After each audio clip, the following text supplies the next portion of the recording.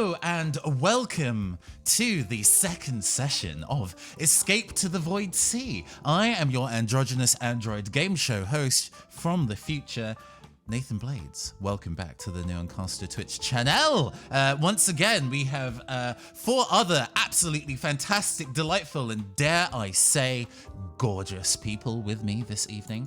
Let's go from right to left on our screen of players this time round. Tom, hi, hello. Hello. How is everybody? Good to hear you all. Good to see you all, and good to be back. Yes, good to be back. Good to be back. Fantastic. We also have John playing Basque. Ahoy.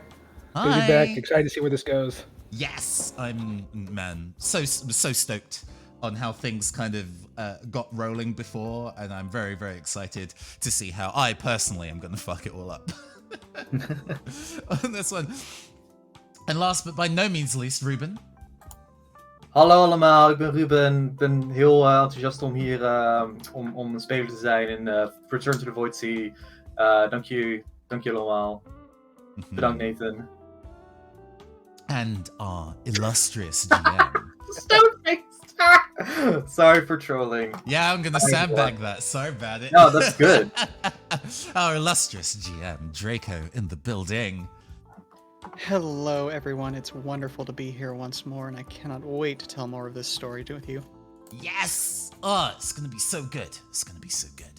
We're playing a bit of a tighter game today, so I'm going to stop flapping my gums. We're going to go over to the game footage, and then we're going to get in to this business.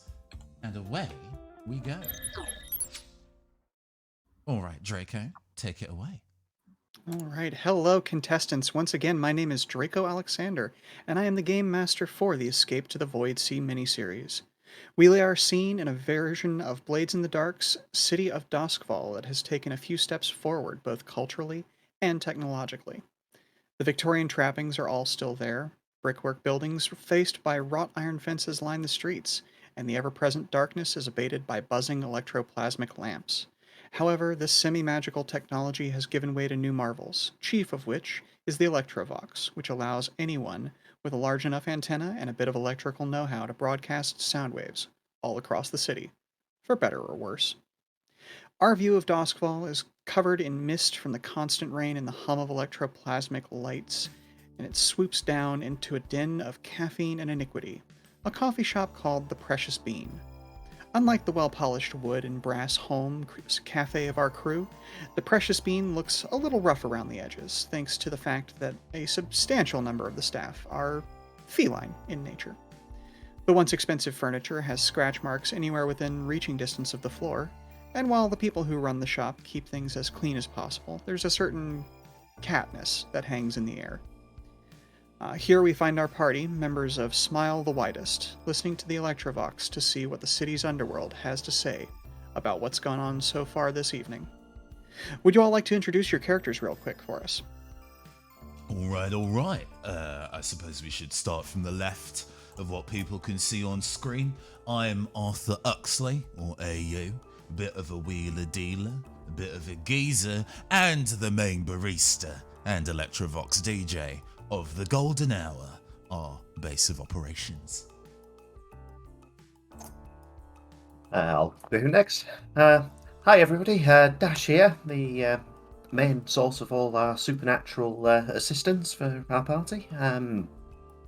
Things been getting a little bit exciting the last few days, certainly yesterday afternoon, this early today, no exception. But I'm sure I'll be fine. I'll be here to watch over everybody, make sure everyone gets out safe. You are handed a business card with a name that spells GHOTI, and a friendly herbal medicine supplier asks you to say the name for me. I believe that is going to be fish, yes? Awful. And there's Basque, who's just a walking wall of meat that hits things when the time is right. Oh, don't undersell yourself, Bosk. You did a little bit of sweet talking in our last episode. But as the case may be, let's check in with Aunt Angie, see what she has to say about what happened last time.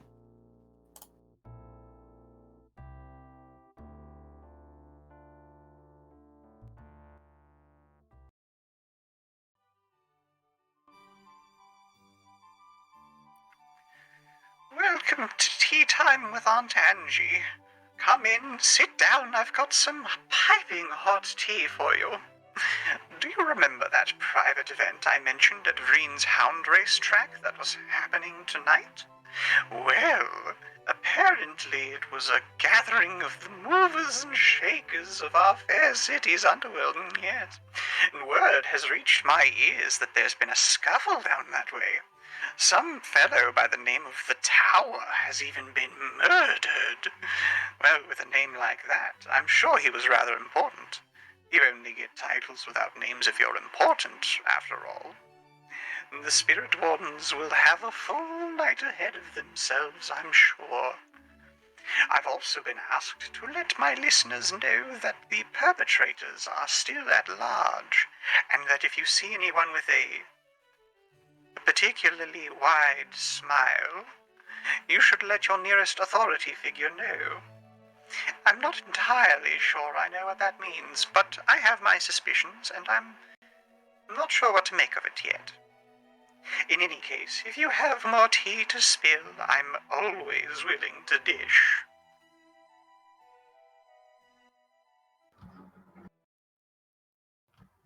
Okay, Draco, from the sound of her voice, can we infer whether or not she has partaken of Void Ash, aka Fun Dust? Her voice has... You know, it helps if I'm not on the Electrovox anymore. From the sound of her voice, you don't think she's taken it yet. She's still kind of in that very old lady presentation, that weakened sound that she tries to give off to people when she's on the radio, or on the Electrovox, I should say. Mm-hmm. On the air. On the air, exactly. Well, Damn. Dash is going to pipe up. Well, at least we got a bit more fame out of the whole thing. Notoriety and fame are really not the same thing. Why did we shoot that guy again? I was a bit confused. We didn't. They're accusing us that we did. Do you remember who put a gun in your pocket? No, I found the gun in my pocket. Oh dear. Is there a way for us to infer who the gun belongs to? Well, my guess would be the lowlifes that said that yelled that we were the people that did it, considering they wouldn't know to blame us unless they'd planted the evidence. Do you remember who those people were? It was the Foghounds and the Hive. Yeah, the Foghounds. We ran into them on the way in, if you remember. The leader's partner was dressed in a similar attire, Arthur says, gesturing to his own high-class thottery outfit. The one that was, cramping thine style? More or less, yeah. I mean, they work in the same kind of wheelhouse as us as, how to put it, merchants of a sort. So, we end up doing the same gigs a lot, and because we're better at our jobs than they are, we tend to secure the cash, secure the bag, and then they get upset about it, and all sorts of bad blood start. I mean, you know, when you compare yourself to people who are top at the game, of course you're going to be in your way about your own ability. Arthur is like trying to be affable, but he is palpably sweating at how bad the current circumstances are. I think we might have been collateral. I think we were convenient, but someone like that Tower guy, how much attention was being paid? I expect he was more. It was less. Let's go and get Smile the Widest in trouble. More. Let's kill this guy for other reasons, and then pin it on us just because we were convenient targets. Mhm. That'd be my suspicion anyway, I shall say. While I picking up one of the cats. It was more personal than that. The job I did before the invitation stole clientele from them, from the Foghounds. So it's petty And bullshit, is what we're I saying. think, but also, if I remember right, the Hive didn't get an invite to the shindig. No, they didn't. I mean, That would be correct. I guess there it's a were collective of no- all the merchants, right? Mm-hmm. There were no official members of the Hive actually there, although Bosk did manage to spot the Hive's insignia on the collar of the person who took the shot. Hmm. Which reminds me, I want to take a look at the gun. Is the gun even loaded? That's a great question. Do you want to Yeah. roll something about it, or do you just want some surface level information? Man, hold on. What are my options here? I guess maybe roll a study about it. Like, Hmm. Yeah, take a study. Go for it. okay, position. I think we are in controlled position. Fair enough. But at the same time, you are also not somebody who usually deals with firearms, as far as I understand. You're more of a Pretty good fisticuffs guess. kind of guy. Yeah. So let's say it's going to have limited effect. Cool. There's one thing I'm going to give to you one way or the other. Okay. But I want to see how much more information you're going to pull out of this. So we're on the same die. No bonus dice, right? 'Cause I don't think I personally don't think of anything that would goose that up. Is anybody going to assist? Would you like to make a devil's bargain? Anything along those lines? I've got an idea. It's like an extra die for leaving your fingerprints all over it. That could be an interesting devil's bargain, yes. What say you, John? I mean, right now, I, as a player, I'm like, I wouldn't risk anything at this because right now I'm just seeing if like the basic surface level stuff. One, is it actually loaded? Mhm. Kind of just know, like, how deep is the setup in this? Like, is there like a missing bullet from here? Did they remember to put bullets in it in general at that point? Like, how much effort did they put into the scam? Mhm. If we want to take like a deep dive into it after that, I think that's where you should save your hard kind of like deals Okay. and bargains for. Sure. Okay. Sure. Okay, so then if that's like kind of a surface level thing that you're going for, Yeah. just I can give this one to you for free. It's what I was going to give to you either way. Okay. There appears to be a shell in the 6 o'clock position. Without investigating further, you can't really see whether it's just the shell, like if it's been fired from or not. Yeah, so I'll try to do like my own just quick investigation kind of thing. Nothing, like I said, nothing deep, just looking at it kind of stuff. Cool. So still study. Sure, yeah, go for it. Cha-cha-cha. 5. Pretty good.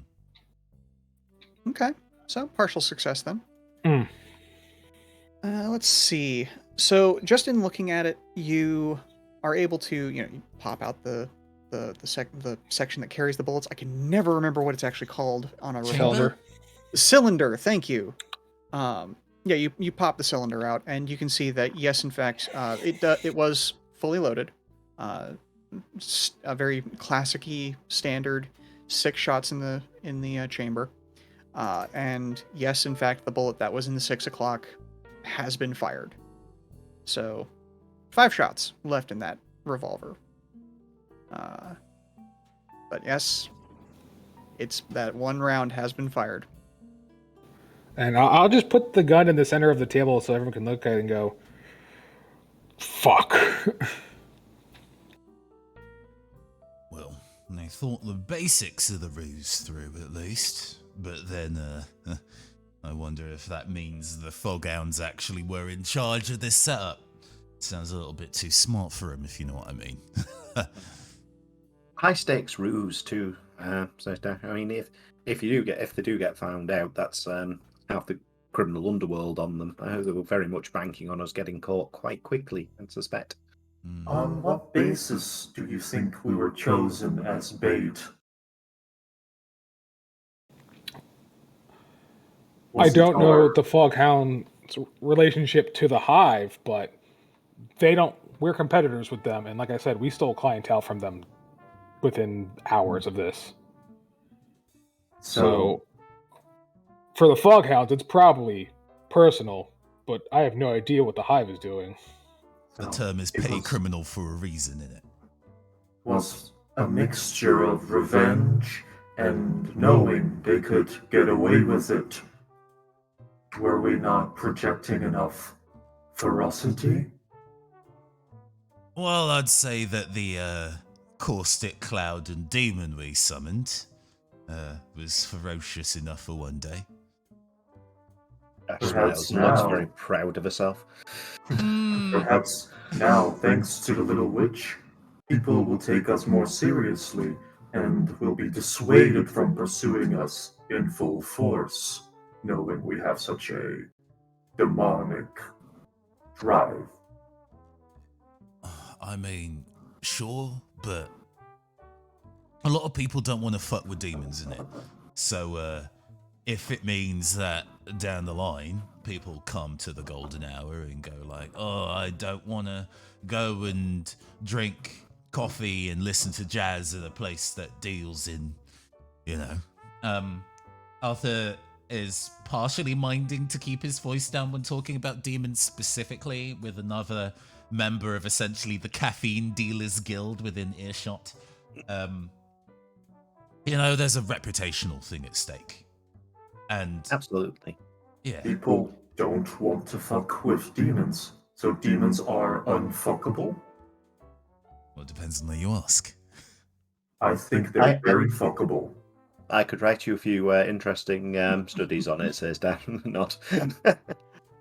On that I- note, I was going to say, at this point, Verdi, the proprietress of the Precious Bean, comes by with a tray and sets all of your orders in front of you. And she just kind of pushes back her kind of messy brown hair and says, honestly, I appreciate you keeping a bit of a low profile, but also just as a bit of commentary, we've got how many cats around here and haven't been health coded? I think you'll be fine. And then just kind of moves off unless somebody moves to stop her. Arthur raises an eyebrow at that specifically, but it's all kind of all right. You know how we visited you earlier? We had a bit of a conversation about your transport networks and the folks that are residing down there. How about we can set up a circumstance where we can go look into that for you, and if somebody pops their head in asking where we are, you tell them we went somewhere else. Oh yeah, no, absolutely. I haven't seen you at all tonight. She says, kind of as she folds, like she puts the platter that your drinks had been on underneath her arm. Mm-hmm. Let me look around. She says, and to be fair, like the coffee shop is relatively empty at this time of night. It was already very late when things hit the fan, and so the fact that she's even still technically open is somewhat of a miracle, and also just very much associated with the fact that y'all came in need. So, she kind of pokes her head out the front door, just checks the street, and then locks it briefly and comes back to your table and says, "Oh, follow me downstairs then." All right. And heads back around the counter. Before you do. Oh, yes. And just to kind of properly tie up how I tried to end the session before, Arthur pulls out the vial of mushed strawberry from his pocket. So, we did talk about tech and coffee making. I'm not probably going to be in a position to go and try this out. And I have a decent feeling that if we run into some roughing up, this vial's going to break on me, and I'm not going to have the chance to do it. So I'm leaving this in your careful hands. See what coffee tastes like with fruit syrup, he says, kind of like with a question mark. I guess that's what you could make out of this. But yeah, let me know how that goes. she holds it aloft a little bit, and you can already see that like some of the juice is starting to coagulate towards the bottom of the vial. Mm-hmm. And she kind of gets a thoughtful look on her face, and she's like, "That's real sugar in there. Oh, this will make something brilliant. Okay, thank you very much." So, and she puts it in a kind of a little hidden corner behind the countertop and motions towards a door behind the counter. All right then. Down to the basement then. As we pass the bar, can I swipe a vial of either like coffee, like the strong shit, or just pure caffeine in one of my vials? Probably just ask. You don't need to steal it. Fair enough. Yeah, she's with us. Probably like minor distraction. Dash will be wandering around, attempting to Mhm. coax one of the cats into the 2 slices of bread that she's procured for a take. Oh no. Excuse me, custodian. May I have some of your activating agent for research purposes? She kind of leans over to AU and says, "What's he mean?" I think he wants some of your good coffee. And then she kind of looks Fish over again. Oh no, she. Sorry, I apologize. It's I'm- any all pronouns, I think, for Fish. So Oh, you. Yeah. okay. Okay. Well then. Maybe uh, any all. Wait, I've got my thing still on. I've got my thing on. Oops. I assumed that was in character. Just really committed to the role. Yeah, just the amazing. complete personality switch. All right. So, yes. Excuse me. Give me just a moment. She actually goes underneath, into a cupboard that had previously been closed and pulls out a jar of what appears to be a relatively thick-walled jar, of what appears to be a very thick liquid, and hands it over and says, "This has been distilled. It's one of the things that I've been playing with. I know the Severosi like to brag about how strong their brews are, and so I've been trying to sort of see if I could make something even stronger than what they have. And let me know what you think." I will do that. And as thank you, I will give you this. And I think what I'm gonna do is get a little pinprick and offer her some of my completely normal human blood to use, and whatever she does use it for is up to her. But as a chemical trade. It's good stuff. Dash will pipe up, looking up from several claw marks that are now appeared across her nose. From She the end. has imbibed much. I think she kind of gawps at this a little bit, and then like very quickly grabs like an espresso cup and like allows it to drip into that, and it steams a little bit because Leviathan blood is a very, I won't say caustic material, but it is reactive. Yeah, hence potent. why it's potent. Potent is a fantastic word. And 1 she's drop per jar. To avoid casualties. Yes. Thank you. And she kind of sets a coaster on top of the cup and quickly removes the coaster, and you can already see that like the paper had started to blacken a little bit just from the amount of energy that's rising off of it, and then kind of and turns a teacup or like a tea saucer over on top of it, because hey, ceramic seems to be working at least. So I want to load that caffeine into one of my blown gun darts. oh no. Okay. All right. we'll deal with the consequences of that in a little bit. Please write that down as something on your load, because that's going to be interesting. And this also kind of acts as a good segue for us to deal with some downtime stuff, since y'all have spent a little bit of time here resting and putting yourselves together. Now, normally downtime in Blades in the Dark is supposed to be an extended period, either between a few nights of rest to even sometimes a few weeks or a month. But just because of how this is working, we're going to do downtime between each session as a matter of expediency, because you're going through some stuff, So Let's see. Payoffs. Y'all definitely went up against a group that was a higher tier than you, so we're gonna go ahead and add 3 rep to your crew sheet. Ooh, and actually, this is +1 per tier higher. Let me check something real quick. I guess this is the highest tier that we. Yeah, decided we're gonna go ahead and to make go that for. 4 rep. Wow.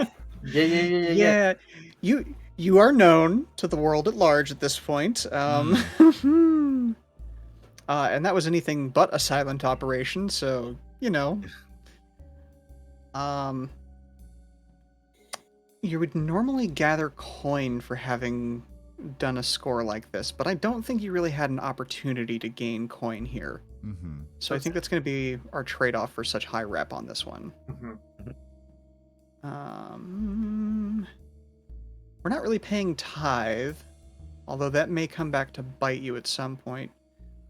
Maybe make a note that perhaps a monetary exchange should be made at some point to help smooth the way. That's how we'll note that right now. Heat. All of it. I mean, obviously, no heat whatsoever. We're totally fine. Yeah, I think nothing went wrong, and Lots of rolls were good. I'm Even going to summoning- say perfect. this was wild, devastating exposure for y'all. Yeah, would anybody argue with that? No, that I would tracks. love to, but I can't find anything to stand on for that argument. I can just go like this was the iciest, least heat-filled operation ever, but you know, you can poke holes for that easy. I shall So- make it from the smoking ruins of our subtlety, which is now all over the floor in pieces. Okay, well then we're gonna have to add +2 heat for killing being involved. The target was in fact high profile and well connected. I would say that the situation did indeed happen on hostile turf, and you are certainly at war with another faction now. Ah, shucks. So Oh boy! that's gonna be 11 heat, I believe. So we're maxing out the heat track. Yep. It's a little hot right now. Just real just feeling. just So- for the for both for the table and those listening in, what are some of the ways that one could lower heat? Oh, that's a good question. Generally, you can lower heat by, doing jobs for other factions, making your reputation better with certain factions, and a few other things.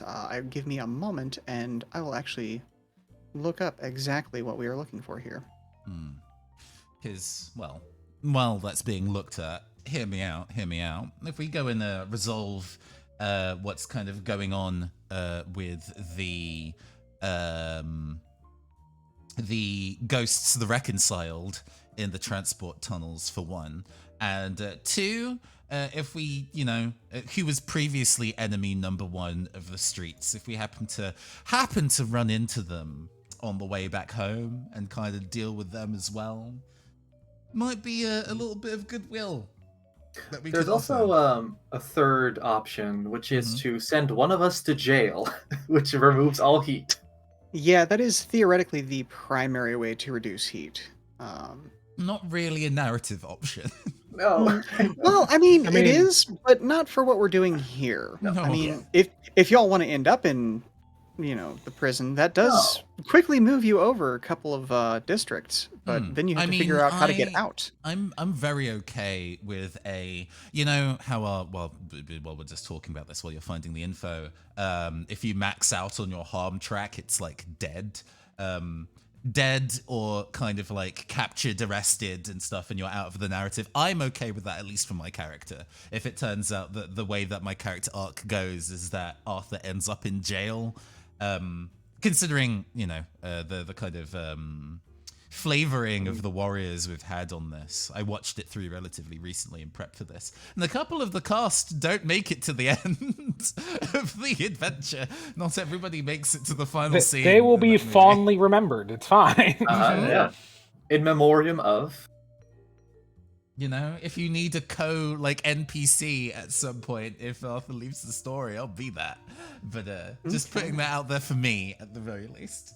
Noted then. Yeah, no, I'm in the same boat. I have a contingency plan, but like I would love to just show up as sort of like a named villain or something, if something like that were to transpire. I'm not actively working towards that because that's the least interesting thing right now. Mm-hmm. But whatever happens, happens. Okay. Normally when we roll entanglements, as a result of heat, we roll 1 die per wanted level and find out what happens there. I feel like that's going to be a bit derailing for this this particular campaign because we are so tightly done. So I'm just going to have each of you roll a d6, and we'll figure out what happens from there. Okay. Okay, let's just roll a a fortune fortune roll? die. You can find the fortune prompt at the bottom, like underneath your reputation thing. Yeah. Got it. Rolling. While they are fortune. working on that, I remind any viewers that while we are playing Blades in the Dark, we are playing it our way, and so I may bend the rules a little bit for narrative interestingness. I mean, The that's number just, of dice. one. Oh, Just one? a single die. Thank Dash, you absolute little gremlin, not again. Oh my fucking god! Mm. you. Oh. Ooh. Guess who's got the only sort of success? Yeah, so I got a 3, Dash got a 1, Fish got a 4, and Bask got a 1. Here's the thing: on entanglements, you actually want to roll as low as possible, Oh. Ah! because especially at a high heat level, you get like if anyone had rolled a 6, there would have been a special detail of blue coats sent out specifically looking for y'all. And that would have been, well, we might still have to deal with that at some point in the future, but we'll figure that out, right? Mm-hmm. Okay, so those of you who rolled a 1, let's take a look. You can either choose to have one of your contacts, patrons, clients, or groups of customers flip their loyalty, so they are no longer loyal to you. They are at least temporarily against you. Or you can have a blue coat know your name and want to bring you in for questioning. This isn't a shoot on sight sort of level just yet, but they know your name. So that's going to be Dash and Bask. Bosk. Yeah, which do you all feel like doing? So I think quite fittingly, I've got my contact of the courtier, who's there, normally Dash's contact for any summoning contracts you get.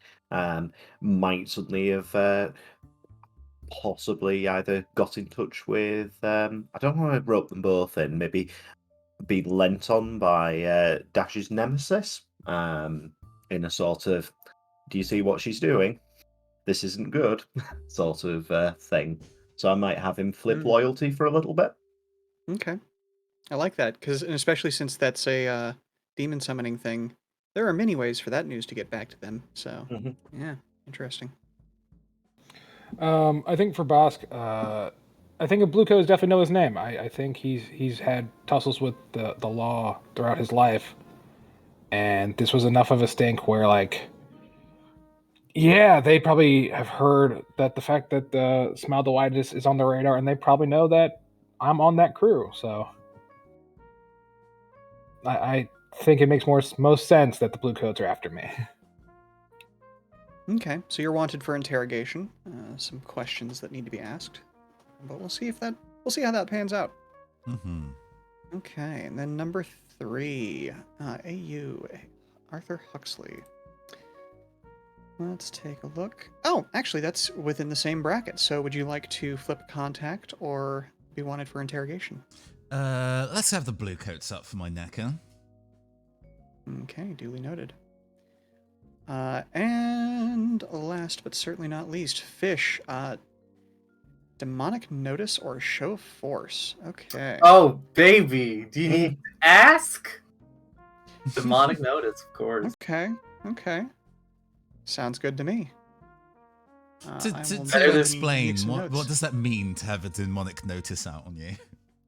So, So this you're means like at a gay bar, right? And then someone's like, "Hey." No, never mind. Sorry. Go ahead, Draco.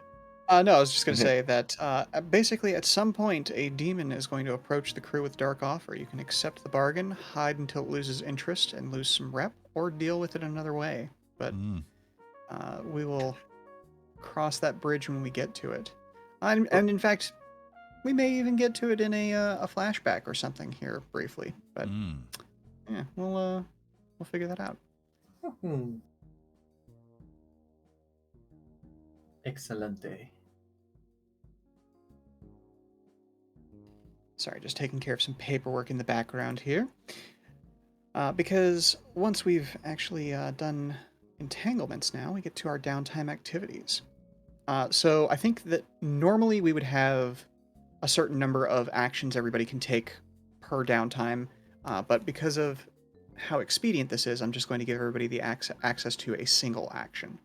Does everybody remember what some of those actions are?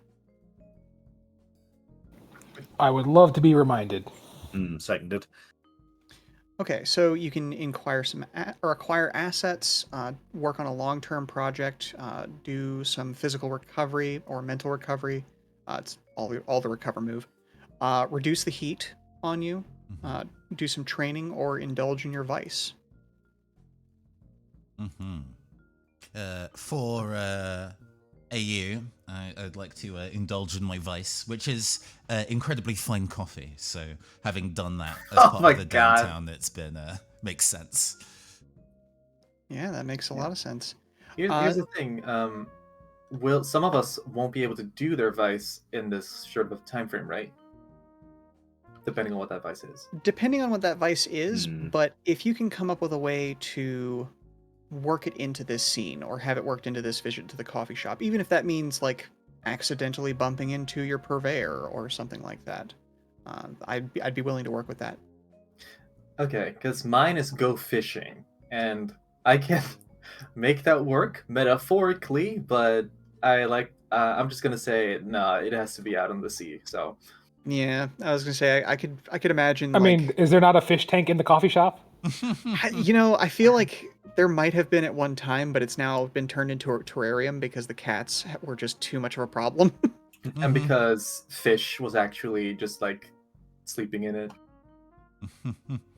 I mean, as with all tabletop RPGs, if it just works out that the way that you've built your character is incompatible with the story that you're telling, you could just change it. So if you'd like your voice to be something else that fits with what we're actually doing, you can. That's Also Yeah. appropriate. I like these constraints actually. Oh, fair enough. Quick question: is indulging the vice the only way to reduce stress? Mm-hmm. Okay. Yep. I would like to see if there's a bottle of liquor in this coffee shop. Oh baby, for the God. Irish coffee, of course. Yeah. I think you could definitely find one in the back room. It's still a retail establishment, so every once in a while you got to go backstage to have a nip. Then this is definitely a indulge vice, because man, a lot of crap went down and boss needs a drink. Okay. So we've got 2 for indulging the vice. Fish dash. What were the other options? You can do some work to acquire an asset, work on a long-term project, do some recovery, reduce the heat in some way, or do a little bit of training. Okay, I would like to reduce heat. And I Okay, think the well, way to do that is not through my character specifically, but I think maybe can I argue that Comtesse Angelina has now partaken of the dust and decided for an impromptu little radio session? I don't know if I would do that per se, But what I will do is that, Antanji is, as mentioned in the previous radio session, a little suspicious of the news that she's been hearing, and is trying to dig on your behalf, and is has already begun to throw some question and doubt onto the situation in the eyes of other movers and shakers about the place. Mostly because I don't have a script prepared for that, and I don't want to No, of deal with course. that. Yeah. So yeah, I'll take this. Like as long because I don't see a way for my character to make us less suspicious. But I do want to reduce heat a little bit. No, I love that. That's brilliant. Making use of past actions to create a situation that benefits you to reduce the heat. I love it. Now, how that works out, should you bump into her again, we'll find out. But I will allow you to take the action now. And we'll once we know what everybody's actions are going to be, we will run through those actions themselves. So, Dash, what you doing? I think what Dash will be doing will be progressing a project. Given she's spending the night away from her room/lab, so she may have to do some long distance synchronization. Okay. So, do you have? I don't remember if there's a project clock actually on your character sheet, or if I'm going to need to generate one. Okay, so what is the project? Since we're talking about yours, we'll go ahead and start with the actual mechanics of yours. What is the project you are working on? So Dash has her strange sarcophagus with unknown contents in her lab, which currently has quite a lot of demon blood wired up to it, which may be some sort of contingency that she's working on in a realm where you can't die, and wouldn't want one of the either herself or the other players to be subject to the victim of the crows. So it's sort of a long-term insurance policy that may go horribly wrong. Okay, so what are you going to do to work on that here? Are you just trying to create a connection to that sarcophagus, or are you? Yeah, so the room's got lots of arcane and dubious symbols going on around it. She'll probably set up her own arcane, magical circle, and probably involve sort of sitting in it and meditating, and or probably dancing around under the moonlight or something equally. Okay. I'm going to go ahead and make this a 10-part clock because it is a relatively complex action and you are away from home. Yep. So would you go ahead and roll an action that seems appropriate for this, and we'll start filling that clock in for you. So it's probably a tune, I suspect. I don't know if I want to push it or ask for Devil's Bargain. I'm currently only at 2 stress, but you don't have to. You can keep it clean. Okay. We'll go for what are my drop downs for this one? I feel like this. Well, okay. Roll an action.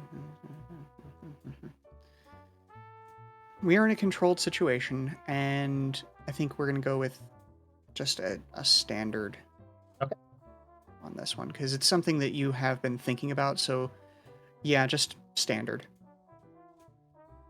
No, that's nice. Mixed success achieved.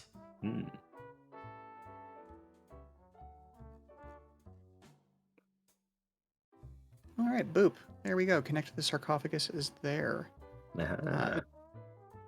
Mixed success. So, in these terms, we're just going to count that as a success. So you get 2 ticks. Okay. I like the idea. She probably goes up onto the roof, sets up the magical circle in chalk or light, sits in the middle, and sort of midway through gets an absolutely horrific headache as the synchronization sort of drops out and spits something black over the side of the side, which was probably somewhat similar to the blood that might have been dropped into the cup slightly earlier on this evening. It's like close, not quite there yet. More work, more work. I have made a note of the fact that it was a single mixed success, however. So Okay. we'll see how that turns out later. Not a problem. Okay, so then let's go back to our next downtime action. Reducing the heat. Okay, so go ahead and roll an action. Something appropriate to help reduce your heat, and we'll find out. Consort, sway, because it definitely feels charisma related. Mm. Yeah, I would say so. So this is going to be risky for her to do, but I'm going to give, since we are looking at this from Antangie's point of view, we're going to go ahead and do great effect because of how much of a network she has going on. Okay, so I roll consort. Sure. Cool.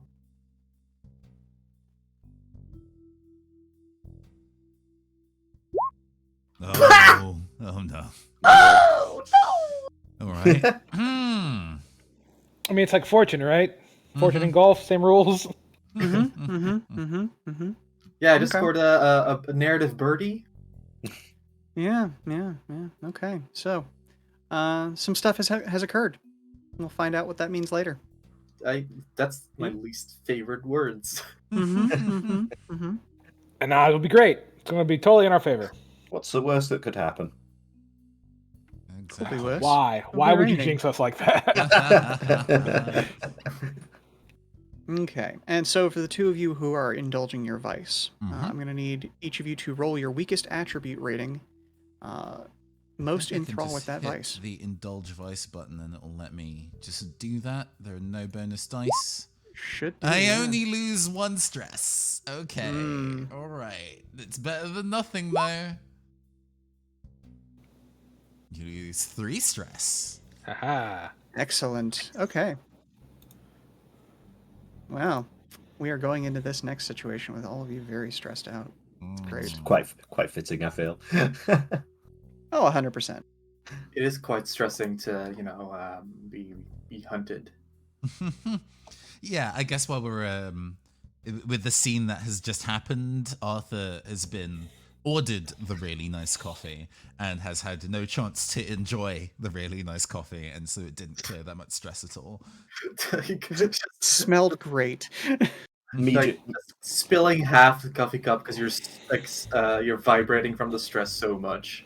Burning your tongue on it for throwing it back too quickly. Bosk found whatever the closest bottle of alcohol was. Doesn't even care what. Pulled the cork out with his teeth and just glug, glug, glug. Ugh. And off we go. That was for degreasing engines. And then Boss goes, I feel 3 stress better. Mhm. It wasn't quite paint thinner level harsh, but it was not great. I assume on a 1 you've accidentally grabbed like the toilet cleaner or the. Oh my God. You throw back the can of denatured alcohol. I guess that's the overindulge. So FYI, if you roll higher than the amount of stress that you actually have, you overindulge and worse things happen to you. Like you vanish for a while. So I think accidentally drinking the cleaner is definitely an overindulgence rather than a 1. I think it worked out for the mission before the first episode. My overindulge got the letter to get the invite, so it was nice. It worked out. Okay, I think that's everybody. I believe so, yes. So we are now going to move into sort of the planning phase, and we'll kind of weave narrative and mechanics through this. So your hostess brings you downstairs into the sort of basement of the coffee shop, and much like everywhere in Duskfall, it's everything is built on top of a mixture of this sort of hard stone that exists and is the entire reason this island still exists in this shattered world. But the whole place has also been mined and quarried and tunneled to within an inch of its life, to the point where it's almost in places like a termite mound. And especially with, particularly old shops, they have these connections to underground areas, be they tunnels about the city, utility areas, or just simply, old and abandoned sluice gates and systems to keep the river from rising too high in any given time. And she unlatches the several locks and bars across this door. And as she opens it, kind of waves to the darkness beyond and says, well, there's our most often delivery path for some of our more interesting supplies. I wish you luck. Is there anything you need from me? And this is kind of where we start talking about what the plan for this particular score is going to be. What district are you heading towards? Where are you going? Well, it'd be fantastic if you took us over to the map screen, or with Sure the map thing. pop up, and we can discuss I will that. pop up the map, and then we will move over to the map screen once we decide where we're going. Or Oh. actually, no, you know what? I know what district we're in currently, so let's head over there.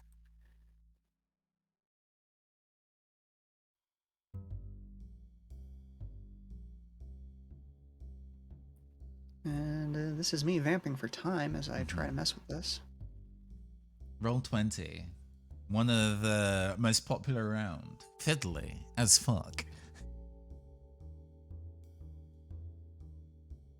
Quick, so I'm gonna start juggling. Fish, I'm holds juggling up- right now, you just can't see. Fish holds up one of the cats and asks, Can I keep it? We probably shouldn't. But and you realize this is like Fish's way of sort of like pleading like a child. Don't eat the ginger ones, they fuck you up, says Dash, looking shaking ahead very judgmentally. it is not for sustenance, it's for love. It's unwise to seize other people's business assets like that unless you want to make an enemy of some of the few friends we've already got going. It's not a business asset, his name is Whiskers.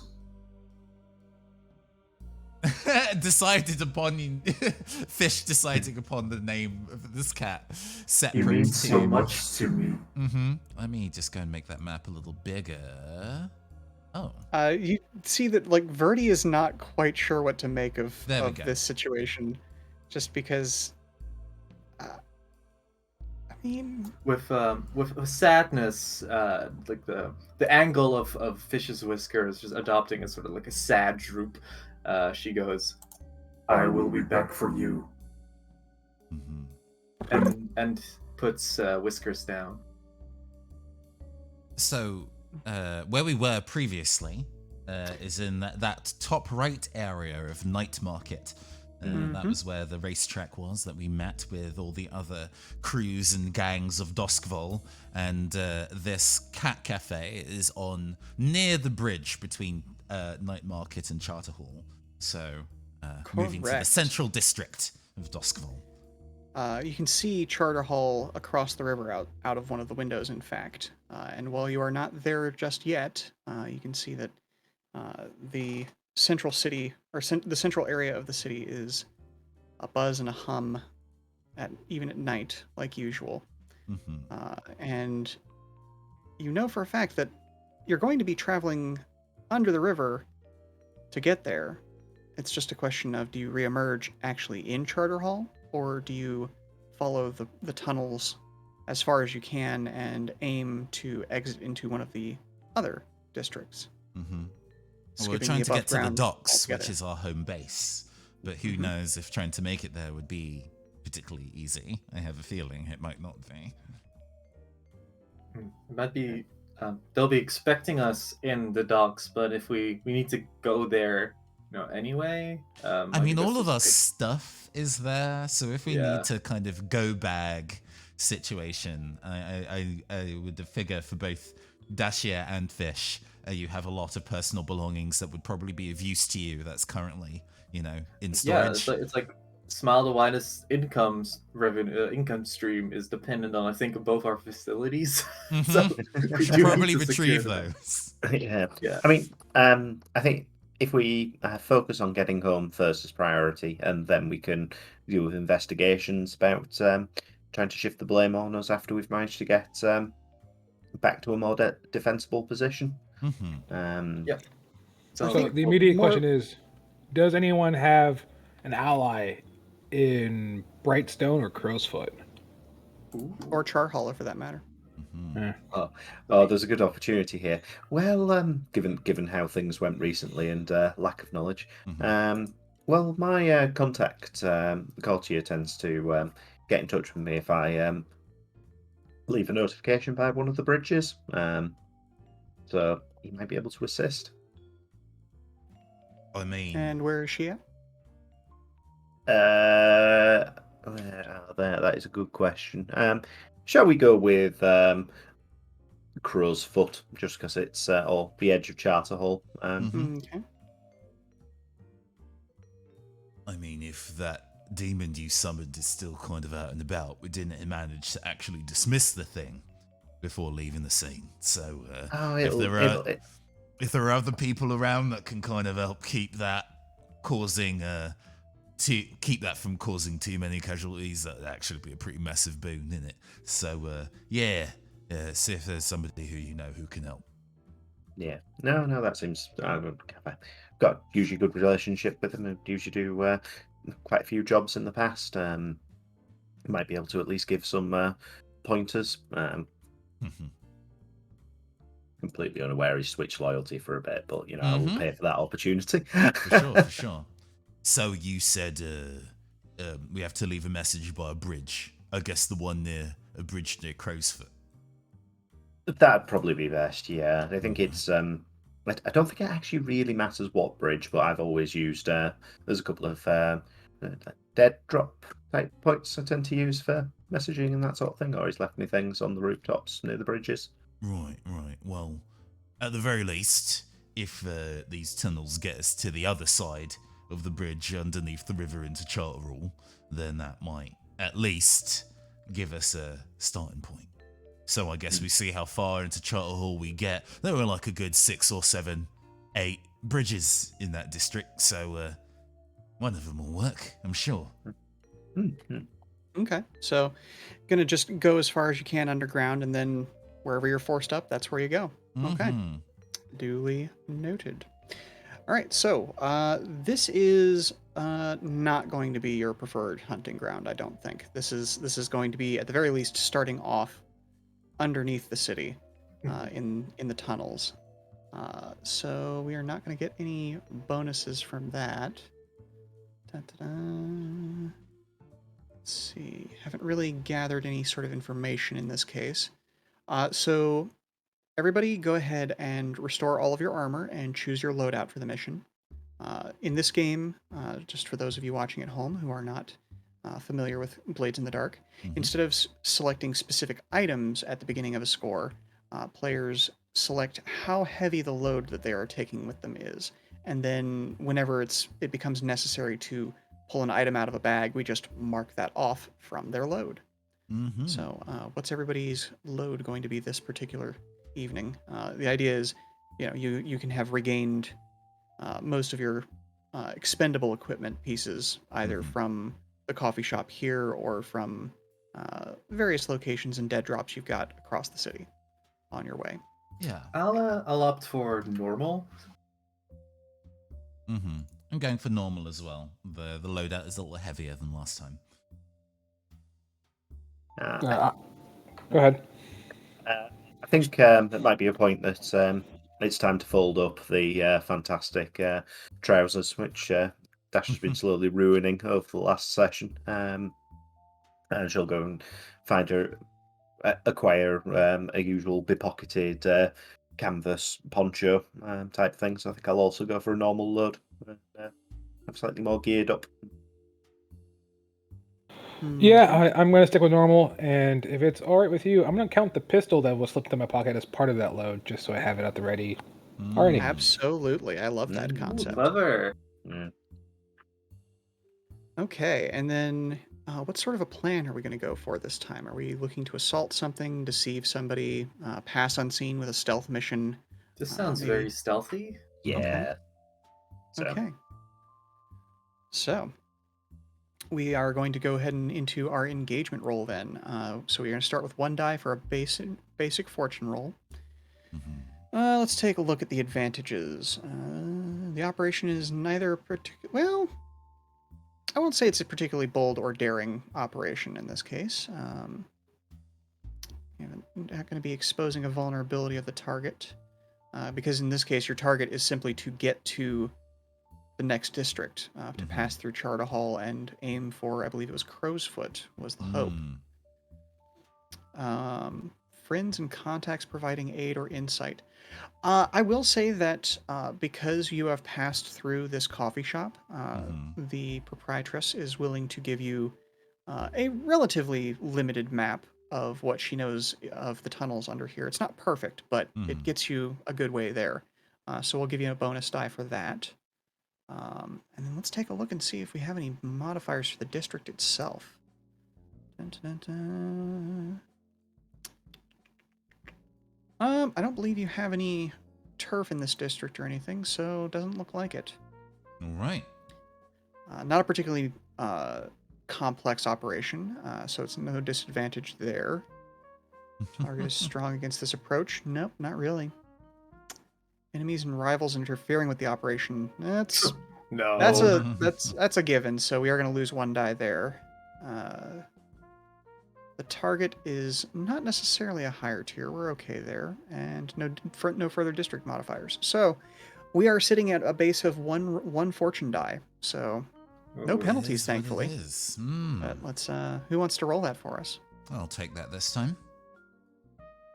We're rolling 1 dice. Engagement in the tunnels. A 3. Middling. An engagement, that is a bad result. So you're going to start this in a desperate position, which works out nicely. You know, everybody's pretty stressed. Great. You know, that's how these things go, right? think of the XP, it's fine. Love to make a desperate roll for the XP. Yes, yes. Oh, yes. Oh, yes. Okay. So, with that, y'all are going to begin your journey down into the tunnels. And I will do a little bit of adjustment behind the scenes if you would like to narrate your way downstairs. I was gonna actually ask what kind of tunnels are they? Are we talking just it's hard ground and like low visibility, or is it more like a sewer system?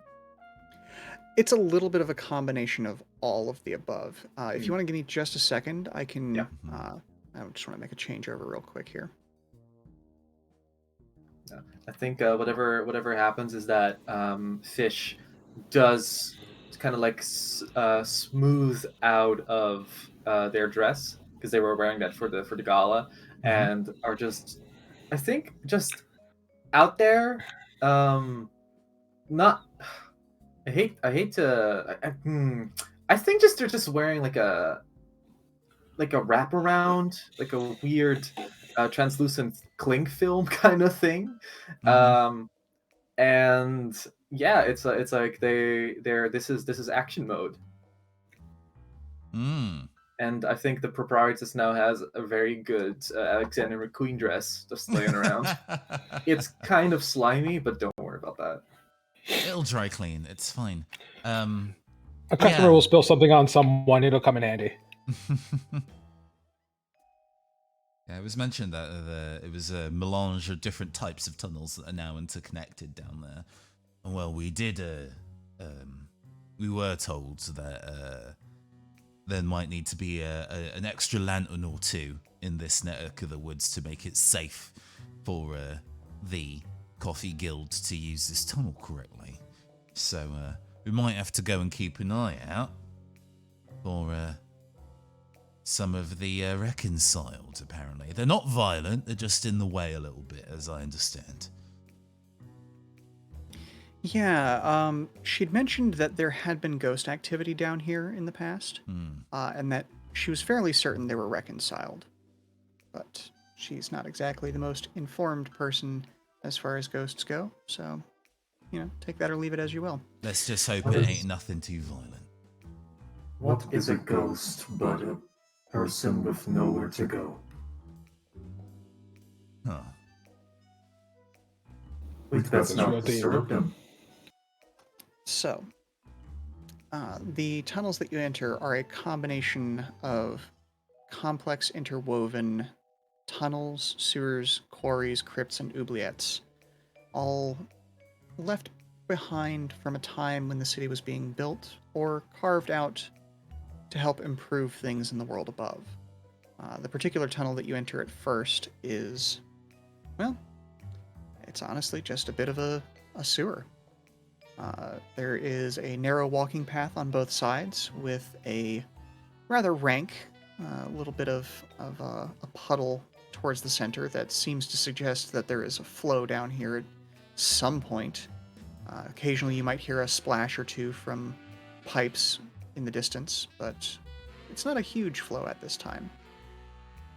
Dash will pipe up probably far too loudly. So I hate coming down below city levels. It's like wandering the intestines of some giant beast. No sky to look at. Shake head. Don't like it. But I for just the witch, it's as closest to the ocean as we'll get. True, but it's cold. It's both cold and too warm. Too much distilled humanity, she'll say, just sticking her tongue out. Well, I wouldn't stick Be your tongue careful. out down here. Be careful. That is good advice. Distilled humanity is good to wade in, as strange as that sounds. Take your word for it, says Dash, looking suspiciously at the things in it. Probably not very well shoed feet. I'm just mildly concerned that they're traveling food product through these, but I'm not going to go and tell them otherwise. If it's the safest way to do it, how are you feeling, Bask? I'm trying to see how long I can hold my breath because I can just feel like it smells down here. I will say he will probably take point, but he will look to AU about which way to go because he has no idea. Yeah, I've got the map that Vreen wrote down for them previously, and we're heading in the rough direction of that looks like it'll get us into Charter Hall, and as far into Charter Hall as we can as we proceed. Okay. So the smells down here are mostly very earthy, I would say. If you've ever been on a farm, you know what you're smelling about now. It's not fresh per se, but it's also certainly not clean. As y'all make your way through the tunnels, you occasionally do see little breaks in the walls where civilization has built up an area to try and keep out something from the past. Little, just entrances to natural caves here and there.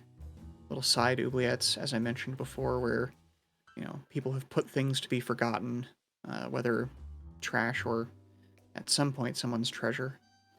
You do occasionally hear sounds in the distance of other people moving through the area. Maybe something to investigate at some point. The darkness does sort of encroach, but you've got a lantern that was given to you. I won't even charge you any load for it. That gives you a little bit of visibility. As you wander through the area, however, you do feel the sort of pinprick of ghost presence, Dashia, specifically. You deal with the unnatural and the supernatural relatively often enough. You begin to feel that pinprick. She'll probably hold a. Well, in fact, no, she'll be in the middle of the group, so she'll probably tap Bask on the phone. I think there's dead people around. Okay. What caliber of dead people? Do we know? She'll shrug. Not sure. Not sure if fully manifest or just poltergeist activity or possessing activity or giant spiritual hosts of the dead in their thousands. It's kind of hard to tell until they turn up, shall say. Okay, so keep an eye out. Got it. I mean, it could just be dead rats, so as I keep walking again, but around that one incident where they all consumed a load of demon blood and forged a huge rat swarm of... I'm going to shut up now, shall say. You'll just see like a Basker's been through a lot in the last 24 hours. Just a little extra disturbed by the dead rat form. Just, A ghost rat king. Like, We, Excuse me while I make some notes on this side of the screen. we passed by a rat king playing poker with itself, like around a table. And everyone's like, don't look at it. Don't acknowledge it. Just pretend it's not there. Just keep moving. I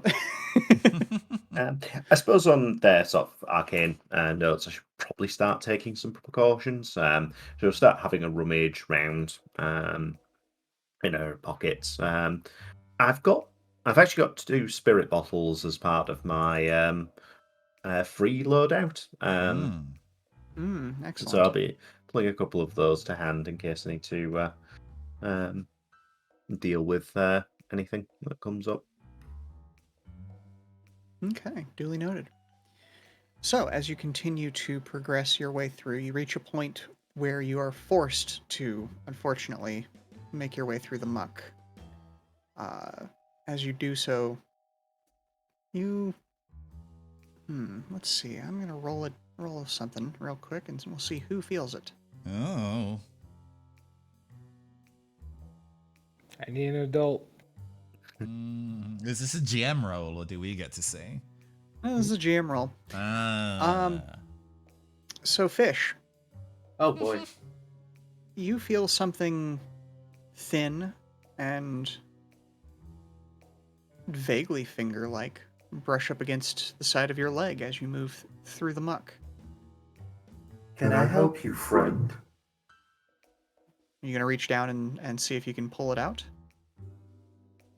Yeah. I wanna like gently release its sort of like touch of my finger, but in a way of like, hey, I'm acknowledging you. Take the fingery appendage in my hand. Okay. So you reach down and, grab onto this, and it turns out to be not just a single finger, but a whole hand. You sort of gently pull up and out, and a whole skeletal arm comes with it. I shake it. As you do, the rest of the structure nearby sort of begins to sort of slowly collapse as you've pulled a part of what was actually supporting it out. What had been a set of stones that had been paved over gives way to the outer portions of a hidden ossuary.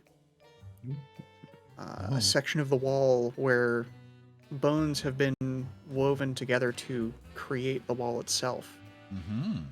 The deadly was further in. Rejoice!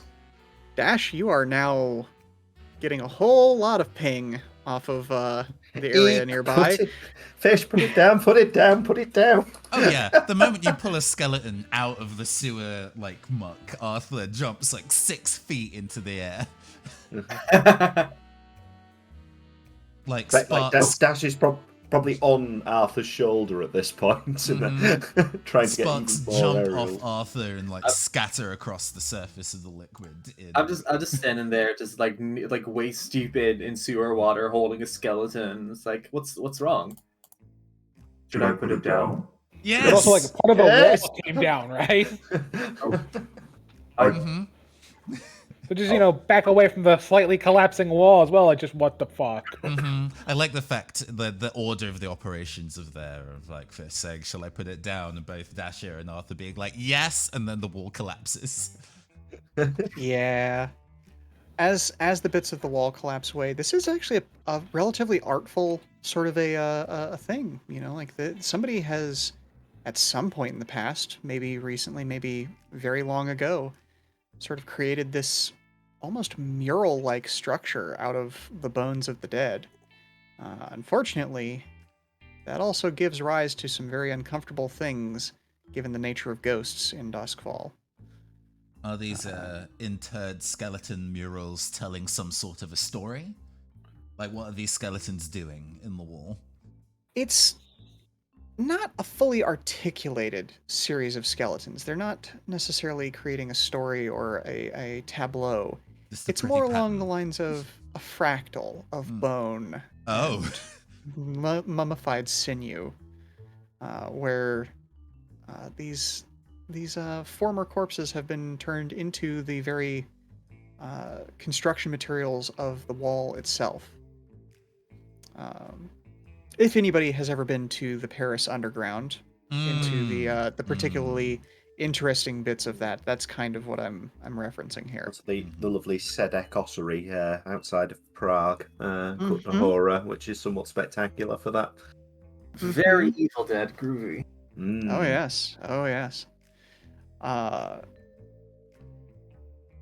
But as I said before, Dashia, you are now getting some very serious little Oh bits my and gosh! bops. Sorry to interrupt. We don't Yes. normally interrupt while we are in the middle of storytelling, but we've just been raided by 107 people.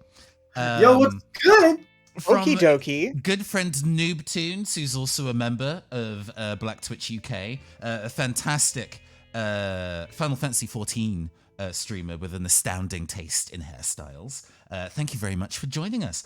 We are currently in the middle of playing Blades in the Dark, which is a tabletop RPG. If you enjoy that kind of high fantasy storytelling energy of Final Fantasy XIV, you're going to have a fun time here as well.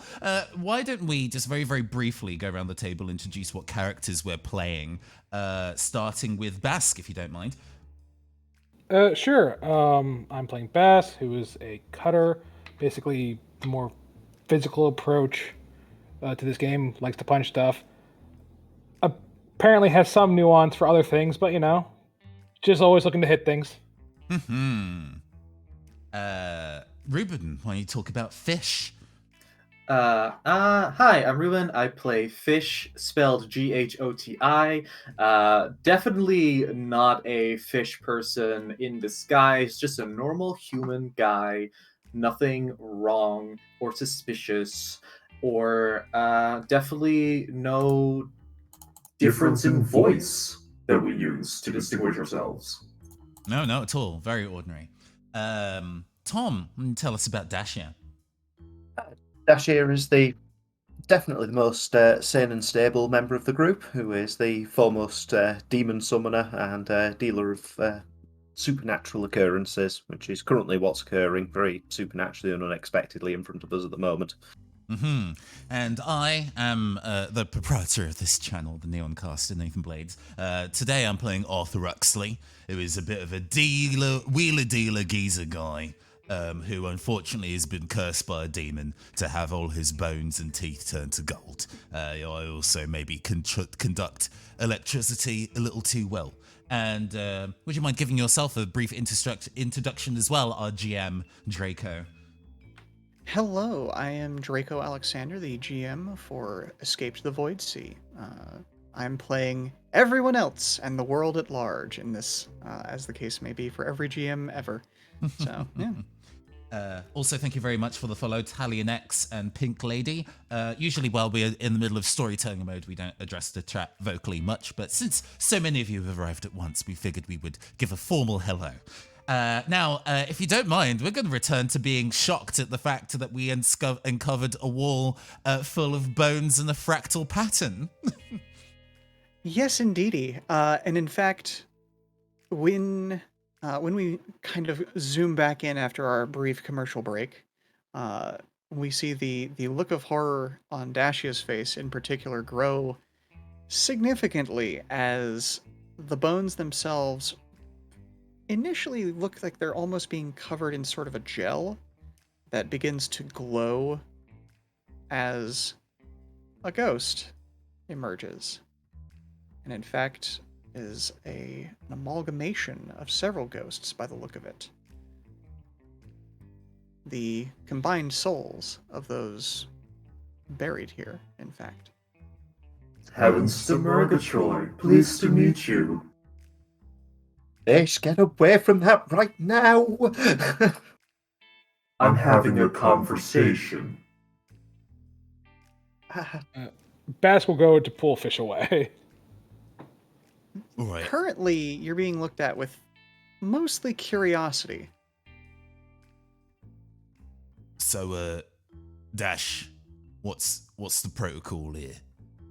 Are we backing away slowly? Should we not break eye contact? Like, what's the deal?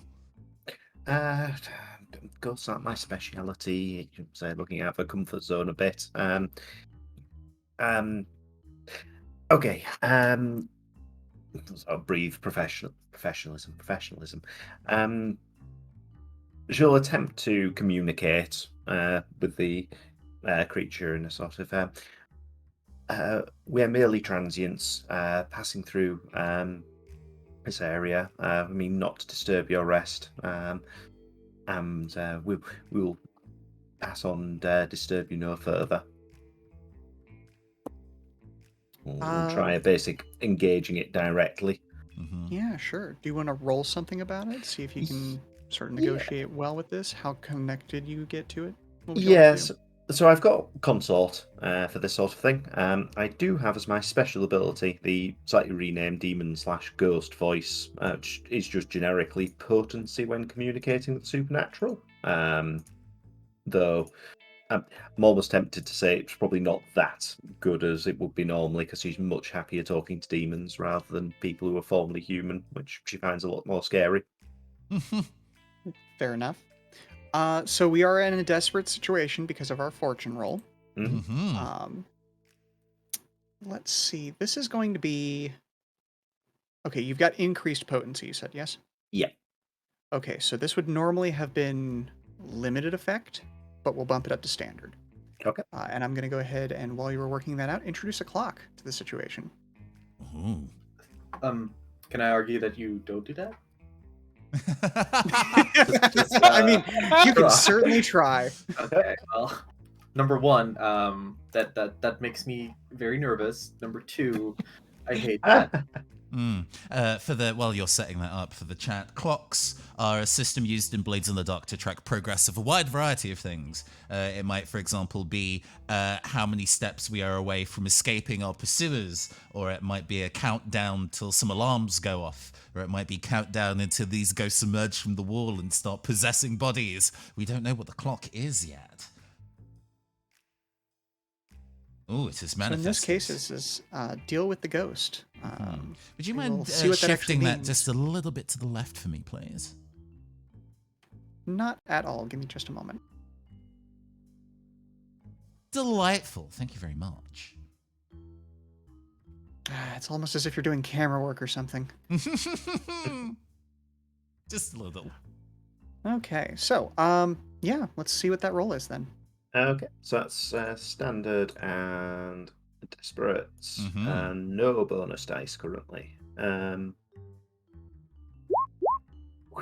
6! Wow! Yes! Excellent. That means nothing goes wrong. Honestly, yes, it does. And you still get to mark XP because it was a desperate roll. So there we are. Okay, so what was the actual thing that you asked of it, please? It was to let us pass without being bothered. We just want to pass through unharmed, effectively. Don't mind us, we'll be right on our way kind of approach. Well, why are you here in the first place? I'm not one to stop you. I'm not. We are not. We. And you see that this thing is very confused. It's not feral, which is a weirdness to you, because most of the ghosts that you meet just out and about, and most of the demons that you meet out and about, are either outright malevolent or have become feral, mindless things that are not at all friendly to the living. So the fact that this one, despite being more of a monstrosity than you're used to seeing even amongst regular ghosts because of its weird conglomerate nature. The fact that it's still capable of speech is something of a miracle. So, yeah. Stammer and look notably surprised, as it'll even more drop outside of her area of experience. So it'll possibly give the other players an opportunity to see what they want to chip in and do. Mm-hmm. So, I wasn't expecting that. She'll say quietly, "Help." Okay. Do you trust me to handle ghosts? Fish tries to whisper this, but fails. With my life, says Dash. Possibly with my soul, but definitely with my life. I shall offer it as a wager should things go south. Ahem. Dear Ghost, we are on the run from bad people who hate ghosts. We love ghosts. Can you please stop the others who hate the ghosts? Also, how did you die? I hope it was not bad. Smooth operator. Interesting. We are This is amazing.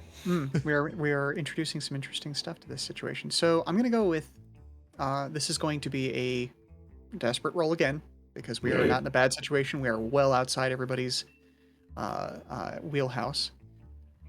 Because we've already had a success, I think I'm gonna go ahead and bump it to a standard effect, just because you talked to this thing instead of instantly attacking it. And it's very confused. So here we are. It's willing to wheel and deal a little bit. Okay. I have an unorthodox devil's bargain for myself, which is I use one of my load to give myself an arcane implement, which is just like basically a toy for ghosts. To like offer it something. Nice. I mean, you can just check that anytime. You don't need to make a devil's bargain for that. You can just say you have that. Yeah, absolutely. Yeah, no, I think then that's a good point. Thank you, Nathan. From like the cling film wrapped around Fish's body, they managed to sort of like shimmy out what is essentially like the ball in the cup game, but has a special arcane kind of layering to it, like because ghosts in Blades in the Dark work on electricity, I believe. They're like related to static charge and staticity, so it's like magnetized for ghosts. So you've basically made a ball and cup game that a ghost can actually wield and fiddle with, is what you're getting at. I love it. Okay, let's go. What have you got? Yeah. So I'm good. Yeah, I think. Well, you know what? I'll raise the effect level. How about that? We'll go ahead and make this a great effect level. This is such a creative little thing. I love it. Roll for me. Okay, what do I roll? What skill would you like to roll? What do you think is important for this? What do you think you can apply to this? I'll argue sway is important, but I don't have that, so I'd like to roll consort instead. Well, here's the thing. If you... Yeah, no, let's go with consort. Cool. Does anyone want to help me or have a devil's bargain? Okay, actually, I like this. This tunes it. May I make a slight adjustment to the toy that you give to the ghost? Sure. I have a special ability, Foresight. 2 times per score, you can assist a teammate without paying stress. Tell us how you prepared for this. As we are all I run an Electrovox show, a radio broadcast, and we have learned last setting that the kind of like airwaves, the radio waves that broadcast Electrovox shows is on a related frequency to ghosts, as we saw that it had a demon with an electromagnetic aura affected the ghosts in the space.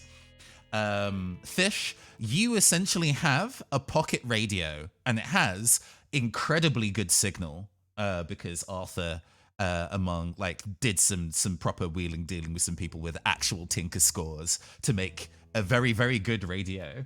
And I think this Ghost Amalgam doesn't get much, communication with the wider space, having been interred for X period of time. So you've given this Ghost Amalgam the gift of Electrovox entertainment. They can now Cool. listen to the radio waves.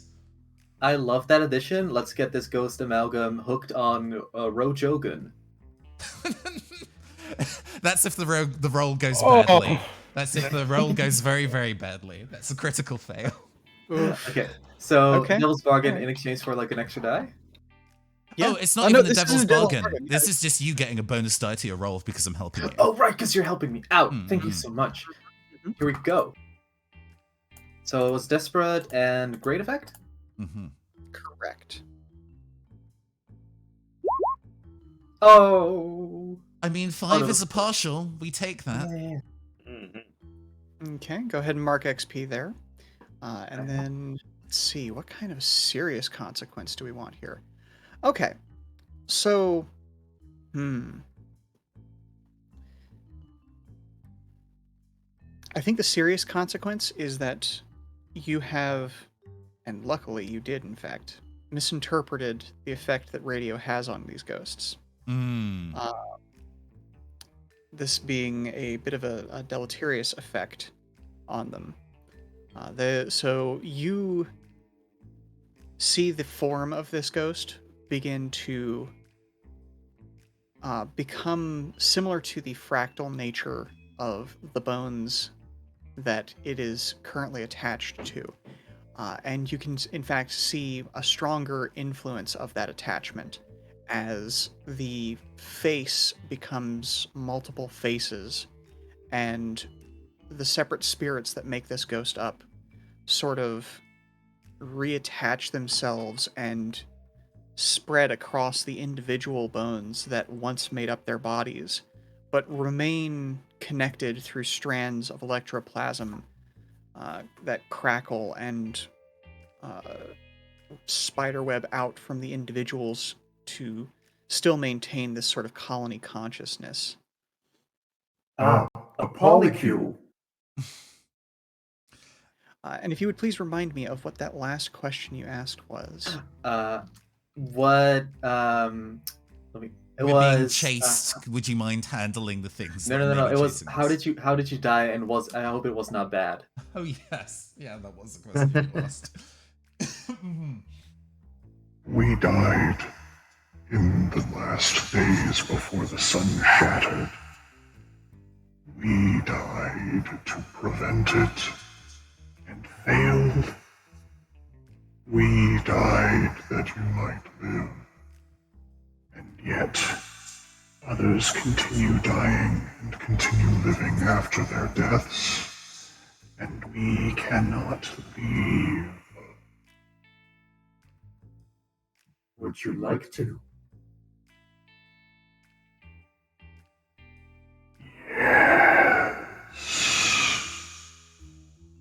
Hmm. Would you like to meet that which can release you?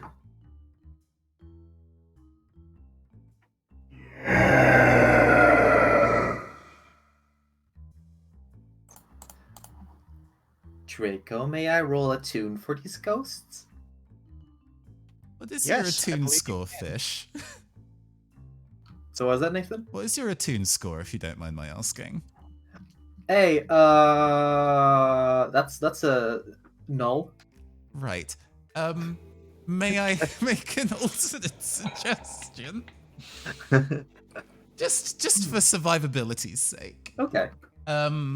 Since the putting the radio has essentially brought these guys into sharper focus, and they are more directly attached to the array of bones in the mural, I would like to see if this design has like a particular linchpin, like if they're all spiraling out of a specific point.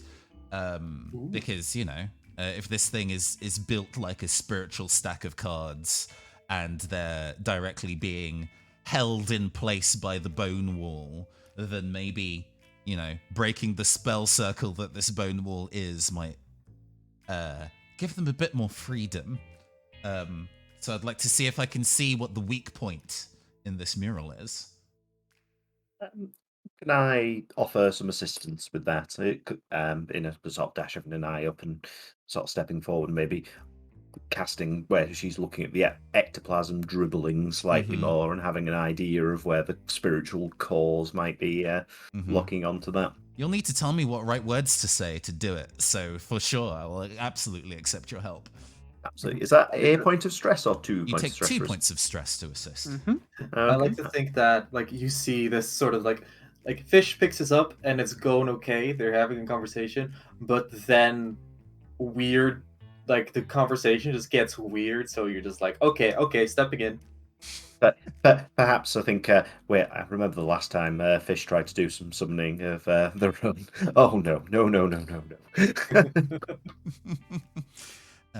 May I make a study roll to do the thing, OGM? I believe so, yes. Fantastic. We will describe things as they go. Well, this is still pretty desperate. This is still pretty desperate because you now have a crowd of ghosts and are very much in their domain. Let's see. I'm gonna make it standard. I want my first instinct is to make this limited effect, but because of what you've learned so far, I think you have a good idea of where to go with this. And we're slowly putting the puzzle pieces together in how this ghost wall works. Yeah, certainly. So yeah, go ahead. Standard effect. And I have 1 bonus dice from Dashia. Let's go. 5. That one will have been Dasher assisting. Probably still shaking, not happy with ghosts at all. Okay. So, you have completed this clock, and we will get to the consequences of that momentarily. Looking over the structure here, you see that there are a series of skulls set into this, 6 of them in particular, 1 at the center, 5 at various points around the outer rim. And beneath each one is the sternum section of the rib cage, with the ribs themselves sort of fanning outwards and creating the basis of this interlocking structure that has a combination of fibulas, tibias, and other long bones from around these bodies, intermingled with the fingers and various other small bits and pieces to bring it all together. And you realize that at that bottom section where you pulled the arm up out from the muck, that bit has already started to come apart. And that's in fact what caused the stone to fall away from the face of this in the first place. Is that sternum piece has already begun to come loose.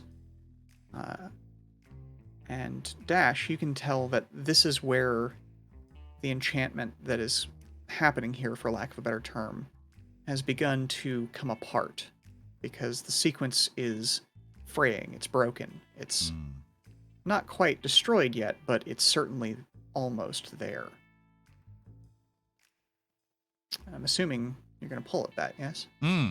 So Arthur kind of looks across we get a first person view, slightly shaky because Arthur's starting to feel a bit nervous about the situation, zooming in on different parts of this bone fractal, and eventually we see that grid of 6 skulls, and as Fish is how can we free you?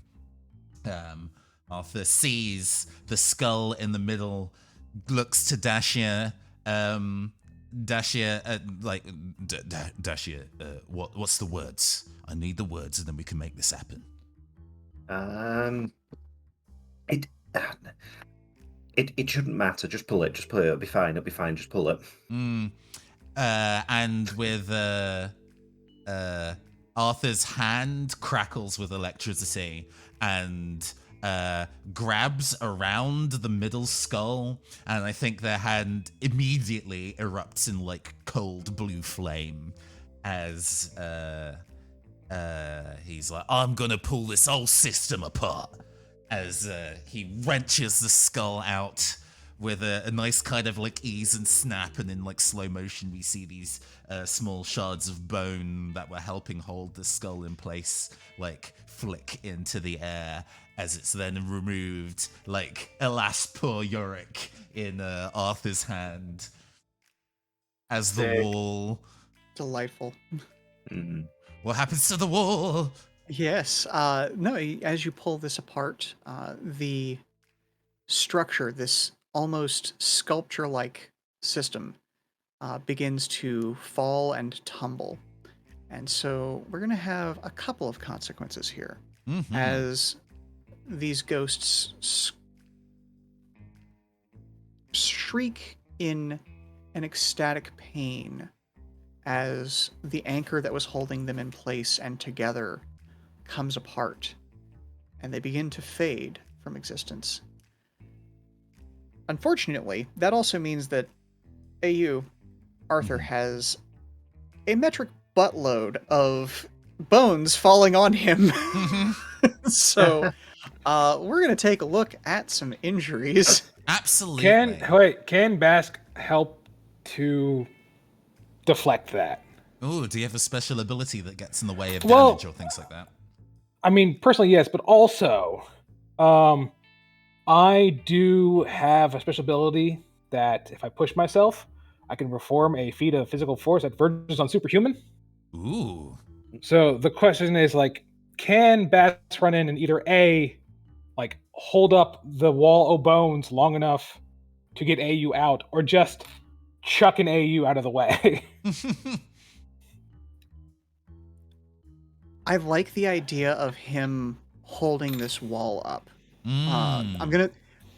This is going to lead to a bit of a chain of consequences, in fact, because we're going to change this from being a moderate harm on Arthur to being a lesser harm on Bosk.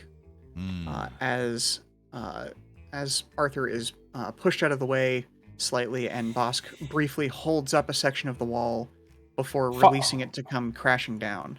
So one other thing, my other special ability is tough as nails. Penalties from harm are 1 level less severe. Aha! So you just take no harm. Oh my Delightful. Nice. Oh, Badass. Bosk coming in for this sweep. Mm-hmm. But, as I mentioned before, Uh, this is going to be a bit of a rolling consequence, because as you release the wall and step back just in time to not get smashed by any of the falling skeletal structure that comes down, we hear yelling from further down the tunnels. It's not angry. It sounds more concerned than anything else. And you clock that this has actually been going on for a few seconds. Briefly after Arthur's use of the electroplasm, the electricity, to solve this situation, in fact. And as the voices get a little louder and a little less muffled, you hear, "I fucking told them we needed to replace these lines earlier. And the whole damn system's going to come apart, and we're going to lose electricity across the whole network if we don't get ahead of this shit." Oh God. There's a fucking spark rights in it. Right. They really don't need to know that I'm here. He says, dusting bits of tibia off himself. As he tries to put himself together, although he's only very narrowly avoided being crushed alive. They really don't need to know that I'm here. We need to go no one needs to know we're here, so yes, let's go. Let's run. that way. Yeah.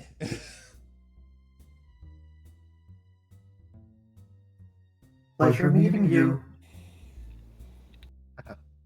Hey, ghosts. So much. Arthur puts the skull that was in his hand on like one of the side platforms and gives it a pat, and then starts to make tracks down the other way down the tunnel. As you can see, I have renamed that clock Escape the Spark Rights and zeroed it out once more. So currently, you are still in your desperate situation, but actually, no. You know what? For having dealt with that series of ghosts really well, I'm gonna downgrade you to risky as your default now. Okay. But you do definitely have those spark rights in the tunnels nearby now. So let's take a look at what might happen there. God damn it. You only, you just have one mild panic attack and then turn off all the lights in the city block. And then they're on your ass all the time. It's not fair. So I need somebody to roll something to try and figure out which direction they're coming from, because you have been faced with a wide number of tunnels just ahead, to the side, on each side, and you know from your map that you could follow any number of them to proceed, but it's a question of where is the echo of the spark rights coming from? Who's got the best hunt skill? Hunt or survey? Probably hunt. Because that's like gather information about a location of a target and its movements. I mean, I have no points in either hunt or survey, but... Oh, Ditto. I was going to say, Barsky, you haven't rolled in a while. Do you want to take this one? But I guess not. I mean, the only thing I could argue is maybe if Jake would allow to use study on the map to try and figure things out. So we have a crude map, maybe observing that to kind of go like, well, this can't be coming from here because there's no pathway on that side for the bounce of kind of thing. That makes You sense. know? Yeah.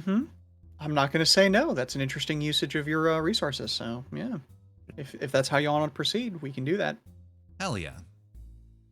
Cool. So position is what now? Position is risky. Okay.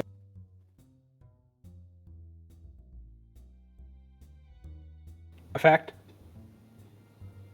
I think I'm going to do limited effect because this is not necessarily the best way to go through this, but it's certainly a way to do it. Sounds fair, as much as I don't like it. And I cannot think of any bonus die that would apply to this unless anyone else has something. No, I don't think so. Cool. There's always a devil's Trust in it. bargain. Nah, screw it, man. I've been doing great without Devil's Bargain. Let's ride this Oh, wave. knock on wood, knock on wood! You should have knocked on wood! It's still a partial. That's fine. Yeah, no, of course. Like, it's not an outright failure. I'll take it. Yeah, absolutely. Absolutely. Okay, so that's going to tick the clock up by 1, because you do know approximately which tunnel they're coming out of now. But there is going to be a mild consequence for this. You are fairly certain they're coming from one of the left-hand tunnels, and you know that the right-hand tunnels, while they get you closer to your eventual location, it's kind of going the wrong direction to end up going in the right direction. So it's going to briefly put you further away. And you also know that those tunnels might lead to an area that was under construction recently. There's the handwriting on the map is less clear than it could be. So there may be a blockage down there. There may not be. It may just be that they were told, i.e., they were blocked from going down those tunnels by somebody else at some point. It's hard to make out. Cool. Away we go. Right. Well, if this is going to be the best way to proceed to go through them, if we have to go through them, we can. I can front. We can. I'll turn on the charm to make sure that they don't, get too suspicious. And then all of you make your way past. While they're focusing on me, they're not focusing on his eyes drift to Fish's current outfit on the rest of you. And then we can, at least it's dark in here at least, we can make our way up. Always got fallbacks to come back to. You can almost see the grin is there's definitely reaching for chalk occurring. That not again. But yes, Arthur, of his load, ticks fine cover identity He undoes his dreads and redoes them. It's almost it's a well practiced thing. When you have dreads as long and as easy to shape as Arthur's, being able to redo your hairdo to look like an entirely different person is something that's reasonably well practiced. And he has them now in a kind of like long, elegant ponytail down to the middle of the back. He also ticks documents and produces a clipboard seemingly from nowhere with a kind of, and this is kind of like a... because one of his contacts is a master architect, it's kind of like a building standards kind of letterhead. And very briefly, Arthur has taken on Alexander Jones, underground safety inspector. I love it. Nice. I love it. Okay, cool. Excellent. All right, so you begin making your way down these other side tunnels, and you hear from where you just were. Oh shit, we're gonna need to get the spirit wardens down here for this. Took out the whole line right there, didn't they? Yeah, they did. Fuck. And about this time, you know, just in the light of your lantern, you catch the slight glint of a bit of conduit on the wall to your right and realize that, oh, here's your consequence. You're walking along the conduit that was just broken by the damage to that wall. Lovely. So, you've got a lit lantern in what appears to be a tunnel with no side directions. And you're standing by the conduit that they're about to start following. What are you up to? Yep. Arthur turns back around to them, like, you know, like they're facing the other way, and is all kind of like, "Oh, did you also hear the crumbling?" Oh, okay, so you're going to head back up the tunnel to, Yeah, try and meet them he then. turns All back right. to kind of go back in the direction of the spark rights. Hello? Hello, I also heard the rumbling. This place definitely is not up to code. Well, there's a moment of confusion, and would you like to roll something about this to try to advance the clock? He, like, you know, pushes into line of sight, like holds up the kind of like lantern at them, and is kind of like, right! I suppose you were also looking into the quality of the space down here. I heard the crumbling, and goodness, this is definitely not up to code. Scribbling furiously. Who are you? You look like a spark rights, I assume. As a kind of like sway. Yeah, go for it. Can I offer so a we're- devil's bargain? I'm listening. What's the I'm not devil's going to bargain? necessarily say yes. No. But Alexander Jones is currently undergoing a high-profile divorce court case that everyone in the city would be aware of. It's like Alexander Jones seems like a really plausible name, not processing. It's because he read it in the newspaper recently. Just stuck in the subconscious area. Yeah, it's a good name. Maybe they know that name, but it won't be a big deal. For what kind of benefit? Let's say a better starting position because you have a lot of sway already. Well, I in have this case- I have the 1 point in sway. A bonus dice Oh. would be pretty juicy, but Yeah, I was gonna say devil's bargains are traditionally specifically for bonus dice, so that would absolutely give you +1 die. okay. You got that divorce court die. Yeah, I will take that divorce court die. I assume this thing was risky, but what's my effect level? Yeah, we're gonna go risky, and I think these guys. I'm gonna give you standard effect level because this is an interesting twist on things, and I've got some interesting consequences that could happen as a All result. right, with the bonus die, let's go. Fuck! 1 and a 3. Oh boy. That's fine. Okay. So, you are spark rights, yes? I can understand why you'd also be down here.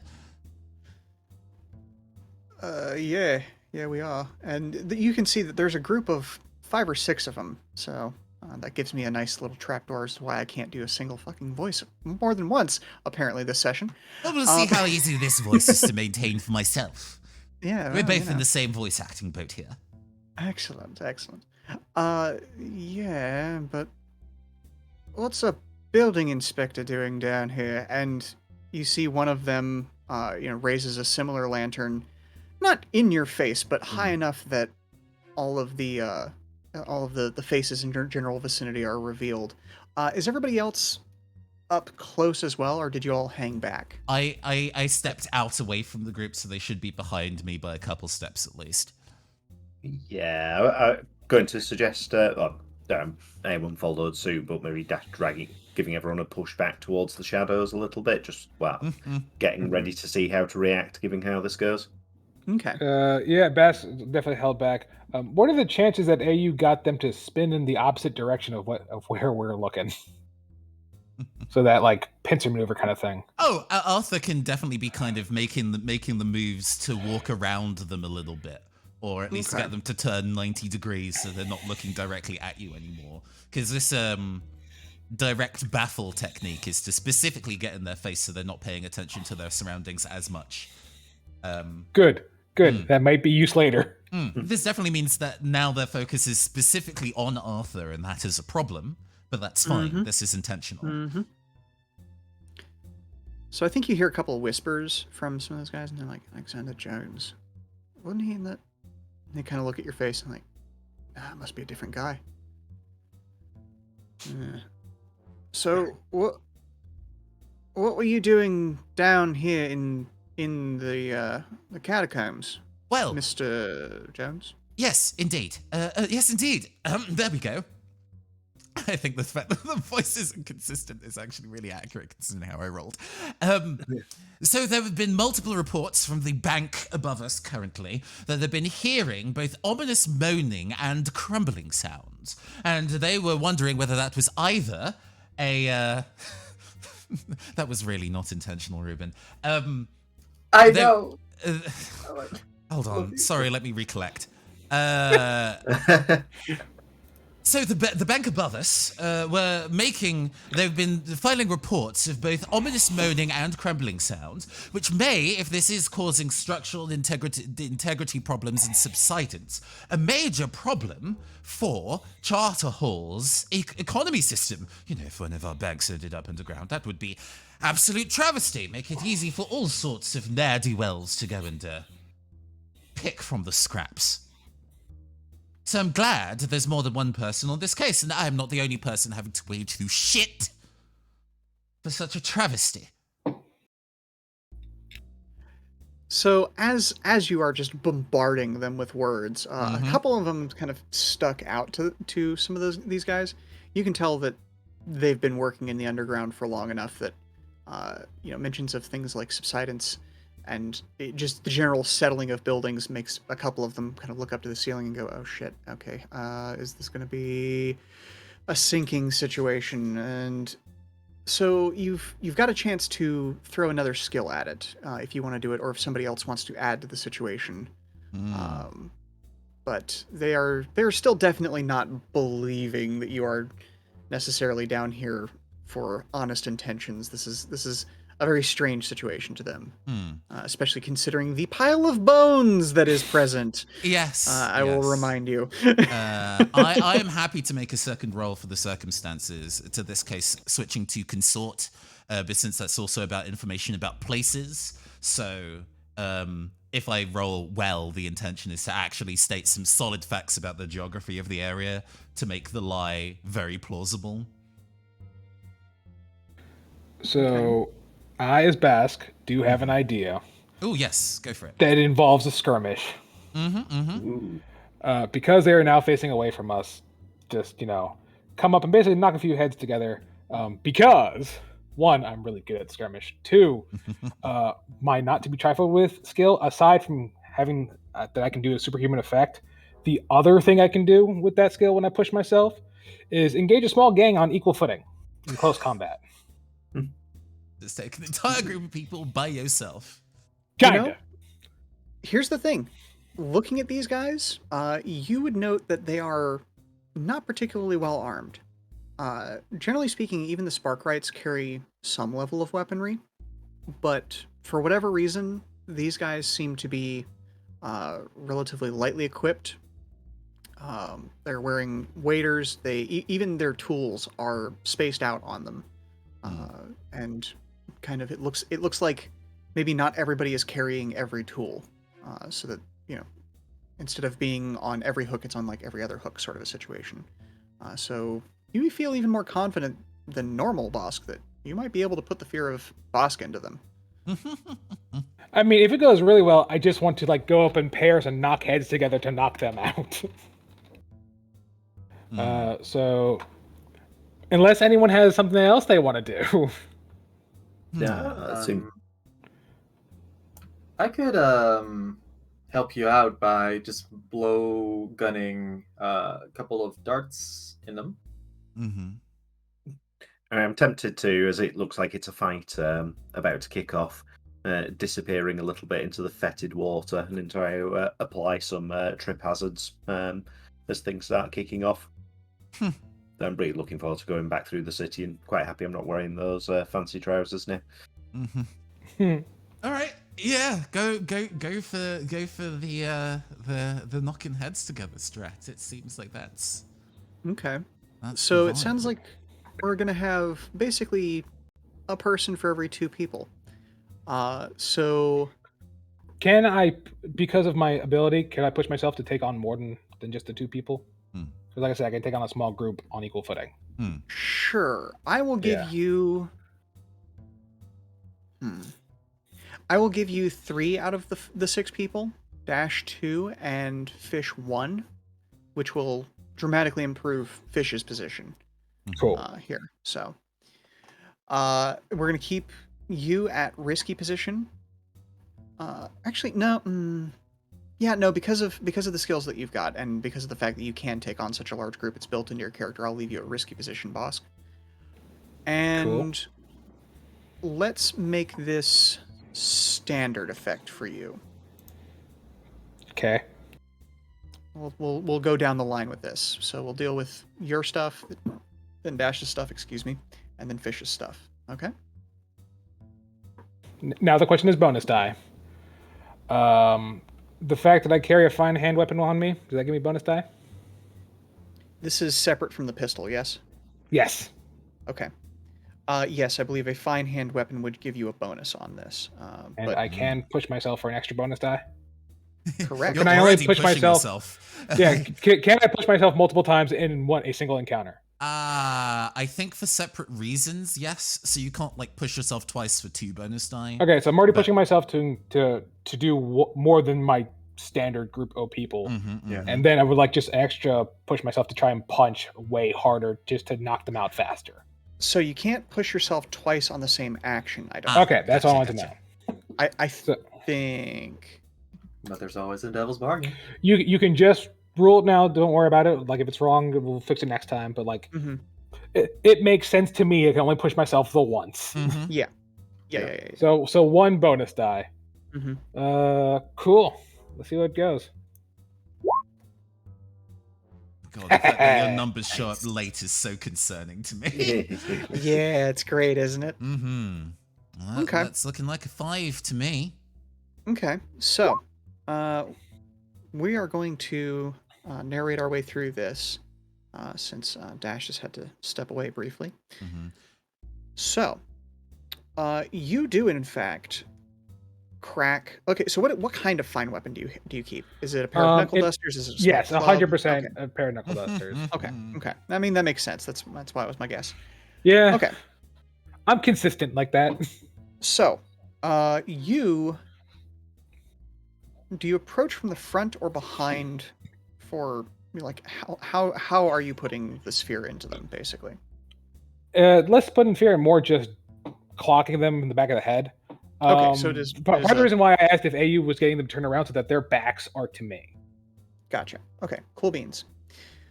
So you manage to clock one of them in the back of the head hard enough that he actually launches forward and smashes into the back of the next guy's head as well. So you have fully disabled one of these people and partially disabled another of them.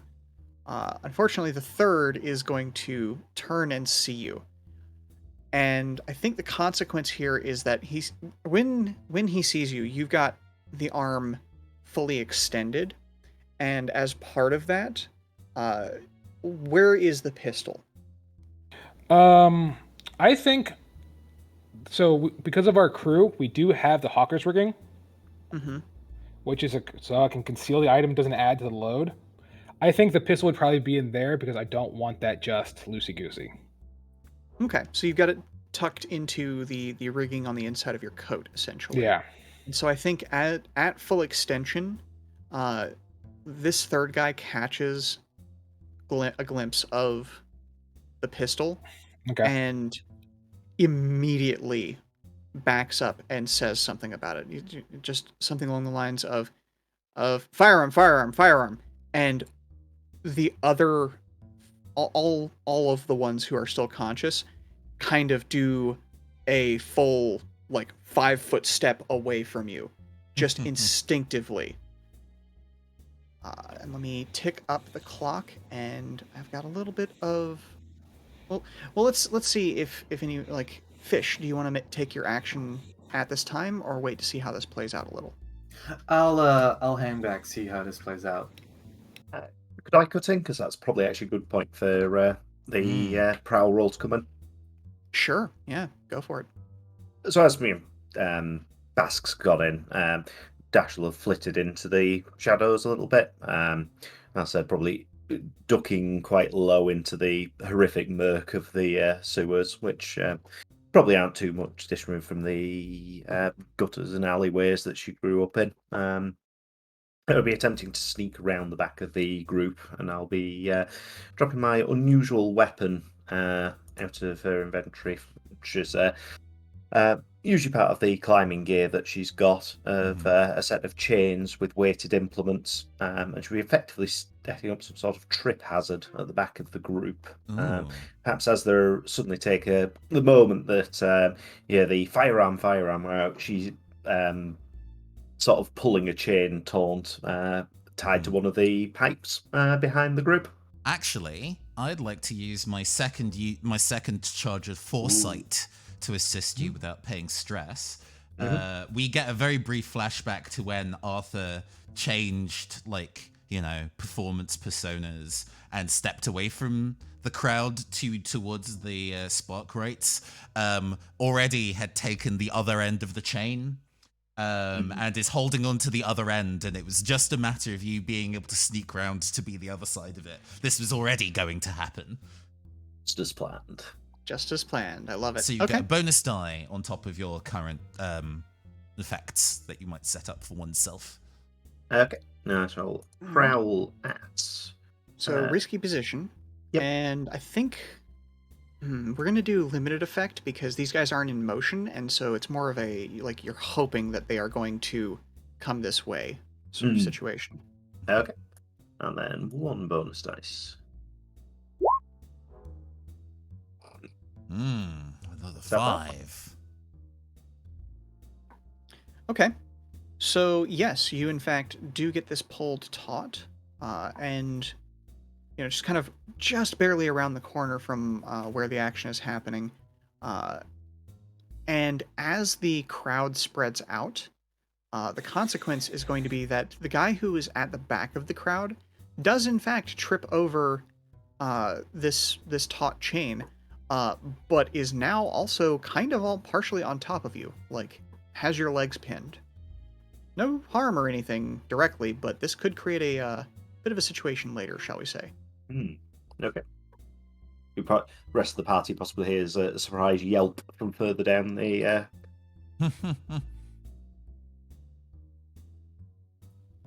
Okay. So Fish, you are still waiting to kind of see how, like, what the situation is going to change and become. Yes.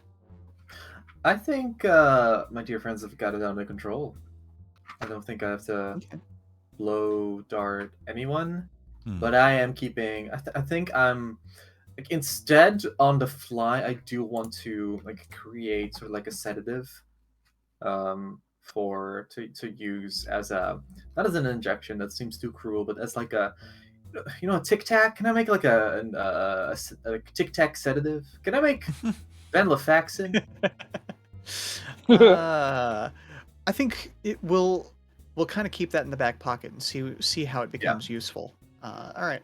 So while you're sort of working on that in the shadows, the one who apparently is kind of in charge because he's holding the lantern says, "Look, we don't want any trouble. We're just down here to fix the wiring. We're lucky that we don't have any open arcs happening right now. But don't do anything stupid." And he's looking right at that spot where, Bosk, you've got the pistol. Like, he's got his hands up and away from any of his tools. But he is real stressed right now. I will remind the little manager that we are on a clock. We cannot tarry with these people for too long. We have to go. Understandably so. I do believe that all the bits and pieces that's going on here is resolved. Shall I just leave you to your repairs? Ow, get off me. Ow, ow. Kick. Look, you go your way and don't do anything that possibly make any sort of sparks or anything down here. Who knows what's in the air? That's definitely not the plan. Might you go, lads? Haha. Give me one more roll, Arthur, because like a couple of these guys are looking you in the face and going, "Where do I know this guy from? Yeah. Where do I know them from? Like this is real familiar looking." So yeah. Prowl is a physical subterfuge, so it's just another sway roll then. That's fine. I think I'm going to go ahead and give you a bonus die, just from the fact that the leader of the Sparkrights is now very focused on this flammable explosive that is approximately 5 feet away from him in the methane-rich atmosphere of the sewers. So, yeah. What's the position in effect, my friend? I think we're back up to desperate because of the consequence that we had before. Standard effect, however. Okay. With one bonus die. Huzzah! A 6! Thank God! There it is, then. Woo! I think then that the the resolution to this is that everyone in the crew is following their leader's wishes and hands away from tools, kind of backing away. The gentleman who had fallen on you, Dash, has kind of as politely as possible lifted himself up off of you and is just kind of no worries, no harm, no foul. Yeah. Hisses at him like a startled cat and will start backing away with the rest of the group. Yeah, sure, yeah. They're kind of taking their side of the tunnel and allowing you to take yours, and yeah. Y'all can back away or walk away or run away as you would like to do so. Yeah, we make our way back down the proper side of the tunnel to an exit that we do know at solid pace. Taking an eye at the time, shall we go and take our 5-minute break here before we wrap up the remainder of the sesh? I believe so, yes. This seems like it would be a good time to do that. Fantastic. Okay, everybody. We're not going to be gone for very, very long. We're just going to be gone for 5 minutes while we go rehydrate and all those similar things. You all as well should go and stand up and take a quick stretch. And we'll be back with the latter part of Escape to the Void Sea, second broadcast in 5. See you then. Bye. Hello, and welcome back to the Neoncaster Twitch channel. I am your androgynous android game show host from the future, Nathan Blades, and this is the second part of Escape to the Void Sea, second broadcast, our current delightful Blades in the Dark campaign. Draco, our delightful GM, what happened last time on Escape to the Void Sea? So, we are returning into a situation where our party, our crew of Smile the Widest's best and brightest, has just managed to negotiate an escape from a small group of Sparkrites down in the sewers who are investigating the sounds of a wall collapsing and found our group of ne'er-do-wells, and they've managed to part ways on relatively peaceful terms after the flashing of a firearm in the highly explosive environment. So here we are. Just one step closer to making it back to the surface, Arthur says, putting his hair back. Just want to see the stars again. Too much brickwork, too much mortar. I think Just no more Ghost, please. I'm so tired of Ghost. I think we could have done more for the ghosts. But perhaps leaving them with a memento was enough. I mean, we pulled him out of the wall that was keeping him in one place and they passed on, which I think is as much as good we could do for him, really.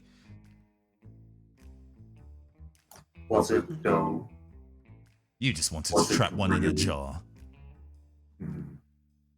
Well, I was about to introduce them to a very good connection, but alas, survival takes precedence over such matters.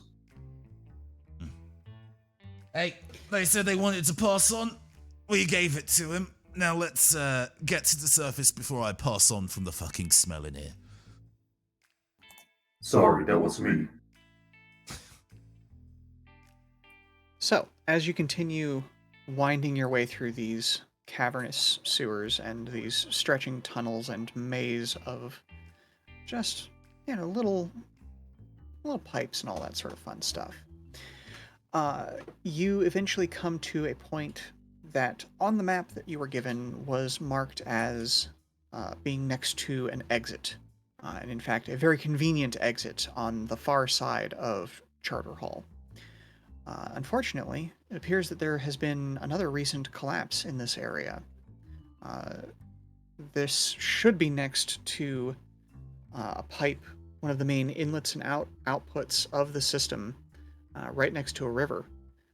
But there is no pipe outwards. There is only a pile of rubble, and there is no ladder upwards or stairway or any other way up.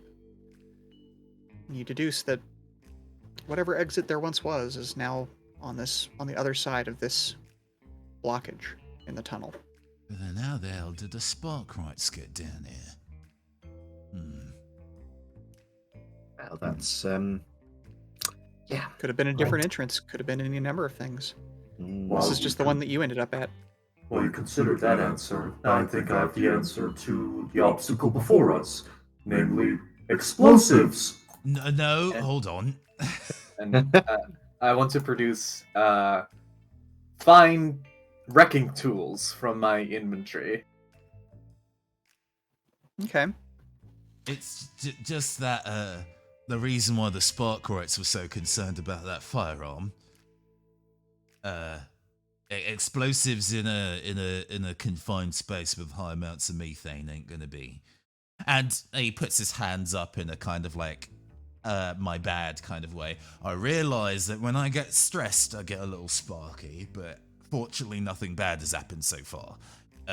Mostly because it's only been really small ones I'm open. But When you say I get a little sparky, like for some reason in the sewer a tumbleweed rolls by. But, This rat just walks onto the middle of the floor and just dies. On the Rat King that is playing poker, they look up like, what was that? No, like you look at the fine wrecking tools and you realize that actually we're not talking C4 or Dino ITNT, that kind of thing, but like a really controlled like a little substance in some vial to create a very small but effective penetrative explosion.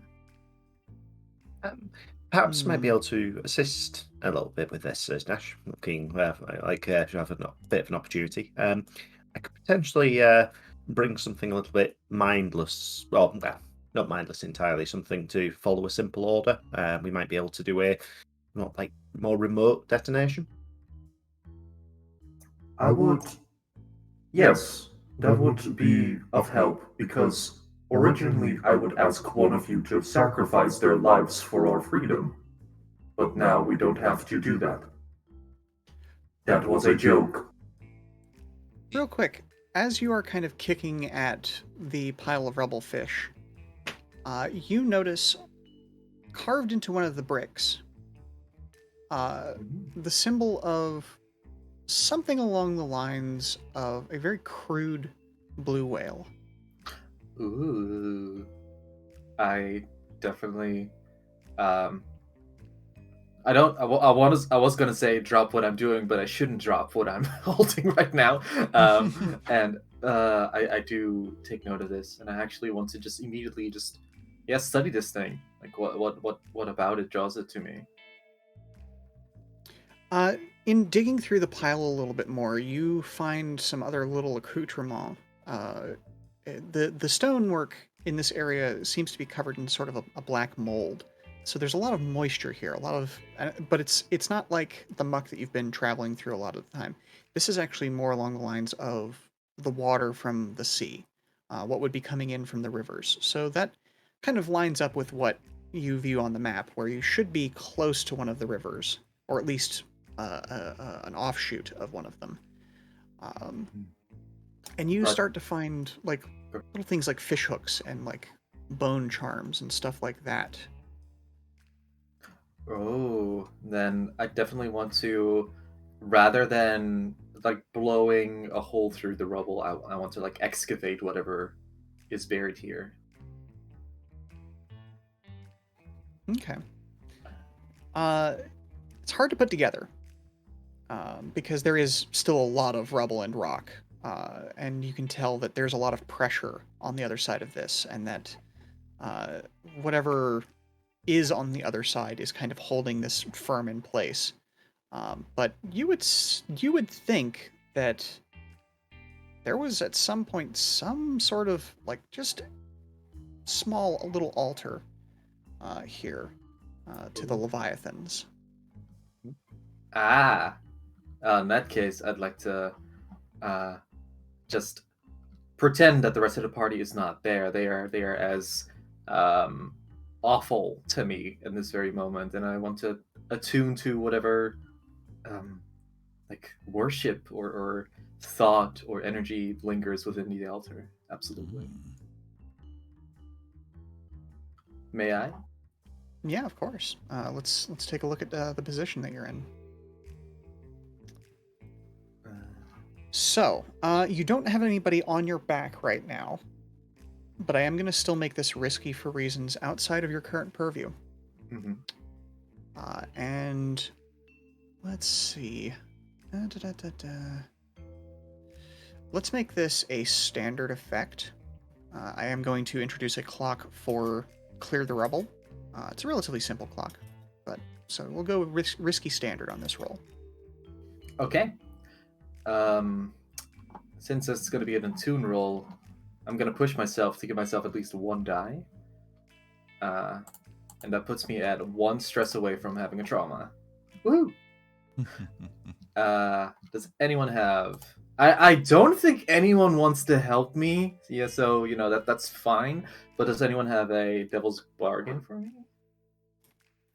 Well, I've got one for you. Oh. You will make contact with something. Take it! So much convincing needed.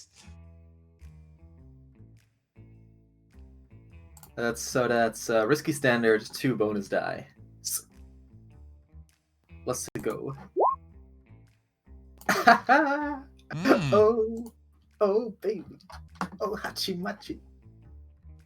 There's 2 3s, so we're failing. Oh, we call that a shark mouth. No, we don't. Never mind. Okay. Well, the rest of you see fish rooting through this rubble and then sort of go into prayer. I don't know if anybody else has ever seen that before, have they?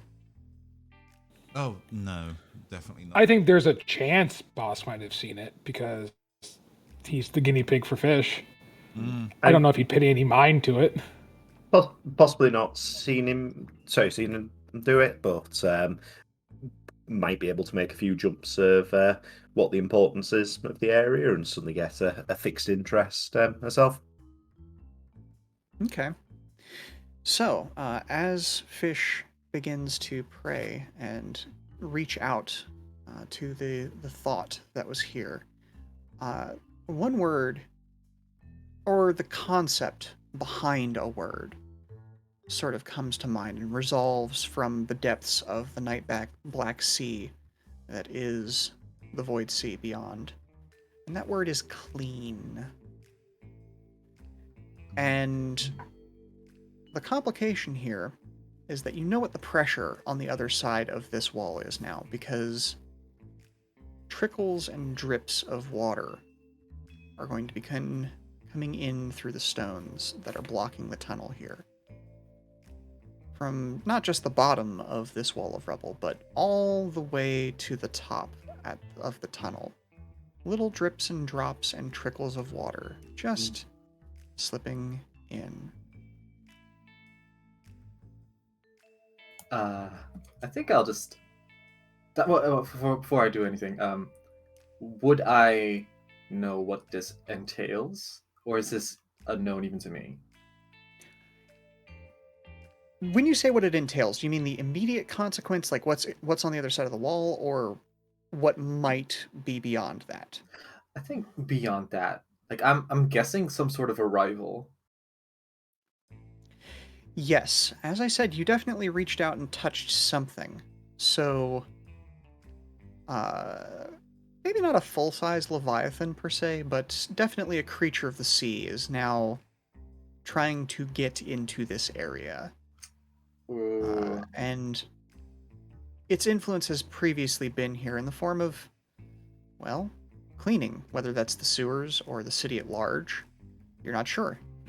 You didn't get that much depth to it, but definitely water adjacent and definitely bigger than a spirit. Dash might sidle over to Fish, look up what is praying. Is your mum all right, Fish? Little witch, waste is as important to the toxins that it has created. And cleanliness is as vital to human quality as it is to clean up after the messes one makes. I have invoked the help of something that will help us clean this mess we are currently in. It comes. Can you feel it? Sort of inhale sharply, as rolling back a little bit. Not quite, but I might be able to give it away. Smile spreads. You will notice that I have added a clock for something arrives. Okay. Fish gives you like a wide, some would say the widest baleen smile, and is kind of, I just turns away casually from the rubble, apparently like having abandoned the idea of just freeing or like clearing out the rubble. I think unless anyone else wants to cut in, I might have a go at making progressing the clock a bit. Okay. Oh, by the way, Draco, I don't think we can see the text for the clock token. Yeah, true. You are entirely correct. Give me just a moment to fix that. No, you're good. It's Blue is the good, place green where, is- there we go. Thank you. The option that lets you see that changed at some point on Roll20. So Yep, I had thought that I had that check mark ticked, and here we are. no, you're good. We can see him now. Green is good, blue is better. Well, you know, I mean, clearing the rubble. here's the other thing. You can either pursue clearing the rubble or double back and come at something else. Try to get out of the sewers through a secondary entrance which might not be on your map. Mm. However, the something arrives is going to be hanging over your head for some time. Of course. To check, I mean- do you intimate to the rest of the team that you've noticed that the entire barrier is leaking water, Fish? Oh, it's fairly obvious to everyone. Yeah. These are Right. not small drips. That like the wall just started bleeding water. Mm. I think like the that and the addition of like my what would you call it? Sort of like glossolalia. Mhm. Like it's just loud enough for everyone to hear. Mm. Yeah, like- we're gonna have to back away, find a different pathway. We might. I'm not equipped for swimming in this. Dash will spin round, slightly mad smile. You've probably seen too many times at this point. I think what Fisher's contact is far more interesting than just the easiest progression. I think it's something that definitely needs to be investigated. And Perhaps I'm it not might be worth- saying no. It's just that if it's a No. big thing, No, absolutely. What I'd suggest is if I don't know if you and Bask want to progress onwards, mark the wall, and maybe see other ways you could find. And I'm sure Fish will keep me safe. I'm not gonna leave both of you down here to be caught by who knows what. It has a name. It just hasn't told us yet. No, not that. I mean, like, the gangs we're running away from. Oh, we shouldn't be worried about that anymore. Why? It Because seems like a pretty big thing to worry about. Because it is coming. Arthur Dash pinches looks the up bridge. to- So go ahead, go ahead. I was going to say, so look up to the ceiling. It's like the stalactites are right, the moss is right, but it's something we can sort of say. It definitely drops into our area of expertise, and will in of itself deal with any immediate gang problem that may be following us. Arthur Trust us. pinches the bridge of his nose. Look, if I get too stressed and start sending off sparks, we're all gonna go up in flames. So I'm gonna try and take a deep breath. And Would you like some fun dust? To help no. with the nerves? No? Okay. He is like, I need clarity of thought for what we're currently in right now. All right, fine. Bosk, let's go and see if we can find the Sparkrites. Must have got down here somehow. They clearly didn't come through this wall. So if we can go find what that is, then at the very least, if we need to turn tail and run, we know where we're running to in it. Fine, I guess. Sure. Won't be more than 5 minutes. And Arthur turns tail to start using study to look at the surroundings for any kind of sign of I guess other signs of ingress. Whether they're they've been following a cable all the way down here, right? So we can look to see if there's been an electrical cable at somewhere in the walls here. All right, go for it. We are in a risky situation. I am going to give you limited effect on this. It's better than nothing. All right, let's go. Please? Nah, I just fail. Okay. Hey, same roll. I wonder if I should have pushed Twinsies. myself, but hey, it's too late Shark now. mouth.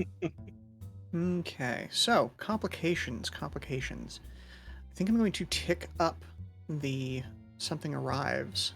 Well, no. Yes. I mean, that's fine. I'm not too worried about Yeah. that. But Yeah, you haven't. You haven't Really? changed Because I'm very locations, concerned about that. So yeah. Oh, it's basically like just waiting for your DoorDash to arrive. You know, just like some like, Except there's a good chance that DoorDash might eat you. well, maybe it's like something special, but still pretty exciting. I guess it wastes time, so that makes sense that there's something arrives, clock ticks down because time. Yeah, has that's kind of what I'm landing on, is that this is taking some time, and you haven't moved to a different location where a new consequence might arise yet. So yeah. So no electrical cables in the ceiling that the spark rates might have followed to get down here. What point Like did we get this off track? I think, yeah, the one electrical cable that you were following for a while terminates on the other side of the rubble. Oh, for fuck's sake. Now, that doesn't mean you could necessarily follow it back and see if there are other cables that go in other directions. But that might possibly raise a new consequence. I mean, just to be clear, we know there's an exit on the other side of that rubble, right? Also, a hell of a lot of water, and we're not in a position to, like, not drown. I mean, if we open it slowly, like, we don't have to necessarily... I think we'll be fine. I feel like that's the easiest way to go. Okay. I think I'm outnumbered on that particular strategy, so all I can do is throw my hands up to it. Fair, okay. Like, as much as I would love to walk around the underground sewer system for the rest of our lives. I understand. Expediency is pretty important under current circumstances. Let's be dangerous. I also feel as the pressure's sort of building, and Arthur's probably getting a bit more wound up and stressed. You'll probably hear sonorous chanting starting to begin in the background, echoing down the corridors somewhat spookily. Okay, do you want to make a roll about that, Dash?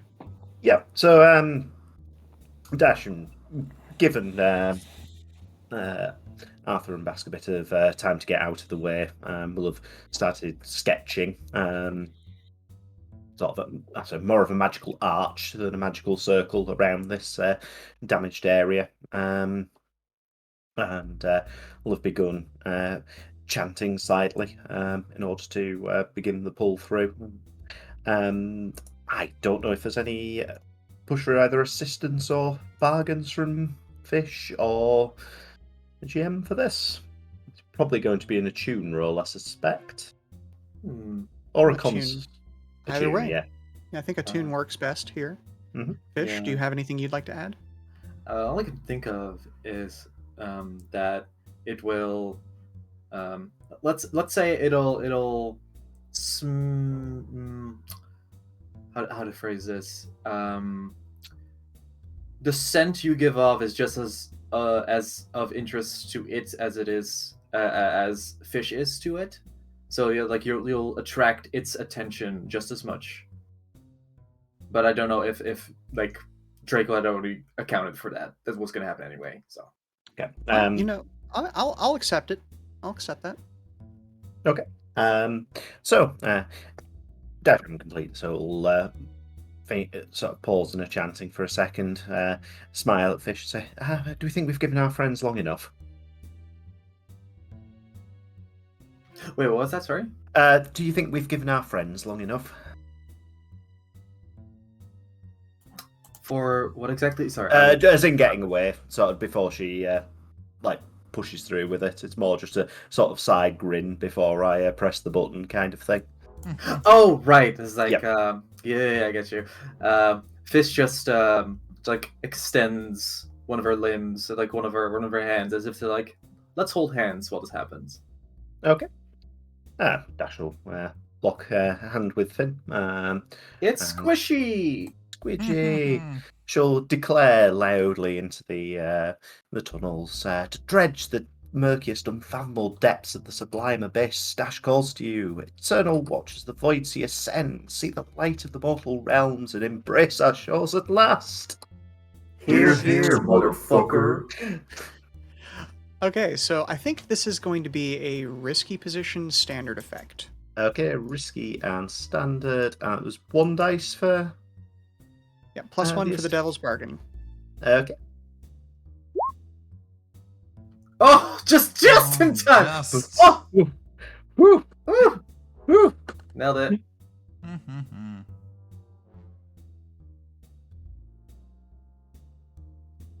Okay, the so floor. you have begun to clear away the rubble as the water pressure increases. Bits and pieces of rubble are starting to get pushed from your position downstream, further up into the sewers.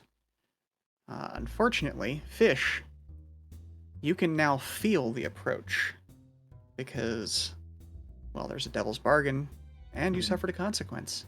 So 2 more sections of the Something Arrives clock have been increased. Upstream of this, let's go ahead and make this a little interesting. Just to add a little bit more stress to the situation. Mm-hmm. Right, because there's not enough. Great. Oh yeah, no, Oh, yeah, none yeah. at all. Arthur and Bosk, you have been kind of moving away, trying to find where all of these lines kind of terminate, and you reach a point where, like, oh hey, we found 2 other lines that head off into this side tunnel. Unfortunately, as you round the next corner, you also see those Sparkrights from earlier, talking to a pair of bluecoats. And they say, yeah, they went that way, officer. Ah, At fucking which point- scabs.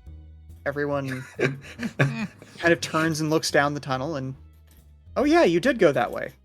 Because there you are. Well, shit. Alright. Well, I don't need to start crackling with electricity to knock some motherfucking heads together. I also remind you that you 2 could are just- the ones who are wanted for questioning. Mm-hmm. We can just run. We can just go. We don't have to stand here. We can just leave. We just go back to where we came from and knock the rubble out the way. Oh god, that's gonna have to be the fucking solution to this all, isn't it? God blast it all to hell. Alright. Arthur turns on heel and tries to wade back through the sewer water as fast as he can. Boss gets right alongside him. Okay, so running back in that direction, the bluecoats immediately clock the fact that, oh, they ran. Even if they didn't see your faces, they now know you're up to something. And so, of course, you start hearing the whistles and the calls of, oi, stop that! What's all this then? All that nonsense. Let's be having you. Yeah, exactly.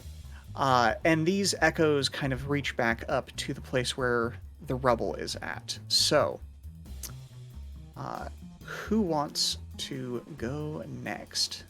We've had a lot of activity from both Fish and Dash. Bosk and Arthur, what have you got up your sleeves? I would love to have. I think this is just a weapon from Bloodborne. There's like a chain cane, right? Oh yeah. Yeah. I want to tick an unusual weapon, and Arthur Uxley pulls out of goodness knows where on their outfit, in a similar fashion to the clipboard. The cane unchained. And as they kind of like round the corner to the end where this barrier is coming up, we just see them reel back with the cane, and it starts to kind of form into the physical cane itself as he begins to try and swing throughout the rubble. Would you say that this cane go unchained? Thank you. I'll be here. I don't know why I'm trying to attack the thing directly, because I have no points in rec, but I have nothing else practical that I can do under current circumstances. I mean, I do have points in rec, and yeah, I was just going to try and beat the shit out of it as I do most things. Sure. In that case, I will spend a point of stress, 2 points of stress? A point of stress to assist you. Cool. And, will you let me have like a crowbar in my jacket as like a burglary gear? I mean, one of the Do things you have they load for that? I do have load for that. Then Well, you then do. yes. Cool. Mostly I'm asking so I can get like a bonus die out of it. Sure. Yeah, mark off load for that. Sweet. So risky position? I think you're actually back in a desperate position at this point. Mhm. If you Fair are enough. if you are turning to attack the police, the Bluecoats, instead of running, you are No, definitely in we're desperate. running towards the rubble. That's Oh, you're running towards the rubble. Oh, I Yes. misunderstood what was happening then. like that was I, my interpretation. I Like, sincerely misunderstood. Okay, all right. So you're trying to clear the rubble then. yes, Ooh. I think I still want to leave you at desperate, cool. but and here it won't matter whether I give you great or standard. But marking off for a crowbar, I think I'm going to give you great effect. Cool. Just we're going to see how this works out. All right, and so AU's helping, so that's a bonus die. Crowbar is another bonus die, right? So I'm getting 2. I mean, I think we're getting close to the end, so I'm going to push myself to get another one. Oh, you're rolling like 5 dice? Stack that stress. Yes. It's a stressful time. It feels right. Mm-hmm. yeah. No, crit Nice. stick- That's a crit, baby! Yeah, crit stick press and save and fumbles, as I understand. I believe they do. Yes. Otherwise, that Okay. would be miserable. I got real scared with those ones. Yeah. Okay. All right. So I'm going to do something a little bit flavorful because you were already at great effect. So that would have been 3 ticks, more than enough to clear the rubble. The fact that you criticaled, I am going to double the number of ticks for a narrative reason here. So that's technically 6 ticks, yes? Everybody that math checks out? So Okay. I'm going to put those 4 extra ticks over into Escape the Bluecoats. Because as you two start to hack at this wall, the ever-increasing pressure from the other side of it begins to help you in a way. And partway through clearing this rubble, you clear out an area in front of a ladder that has been embedded into the wall beside it. Now, how you react to that is up to you. But I will say that the wall is now actively crumbling away. So, give me some quick reactions here real quick before I tell you the rest of this situation. Oof. I mean, my natural instinct would be to grab fish and go up a ladder. Okay. Would I allow that? I think yeah. I think I'm not offering any resistance, but I am not making it comfortable. You're not for helping. me. You're no bonesing it. Yeah, exactly. Like I'm probably like pretty slippery because my I'm covered in wet cling film, you know. But you can't carry me. Dashia, we're going up. but it's come. Fine. The other opportunities look exceedingly disappointed. And start scampering up as well. Hey, you can't finish spell sigils if they put you in jail. But it's nearly here. She'll bemoan as it's climbing up. But Dad. I just want to summon Mr. Bingles. I don't know why I've named it that, but that's now canon its name. Oh, hold on. The I great ancient finally come up being. with a name. Mr. Bingles, arrive! I do not have the time to go and process. Like at this point, I think Arthur is like actively sending off small sparks. Fortunately, with the water kind of pushing through the space, that is, no longer making it like a condensed space of flammable air. It's less an explosion and more of like, those little poppers that you throw at the ground and they give like a nice crack because it's like basically just 2 pieces of flint in the middle of some gunpowder. Arthur you're is very getting that sort of X-Men little Jubilee effect. right now as they're climbing the ladder going, shit. And as the 4 of you climb this ladder, your feet, whoever's last up, I believe, in this case we'll say it's Arthur since you were the last to speak, your feet get very, very wet as the last of this wall and its structural integrity just gives out, and the mass amount of river water that was being held back just floods the tunnel, effectively helping you escape those Bluecoats, for better or for worse. I planned it the whole time. Mm-hmm. We will deal with the Mr. Bingles arrives at a later date. I'll convert that We clock into changed something the else. He changed the token. Okay. Yes, because that's I said it and there it is. You know. Mhm. So give me a moment to change over the music, and then we will have a description for our next scene. Mhm.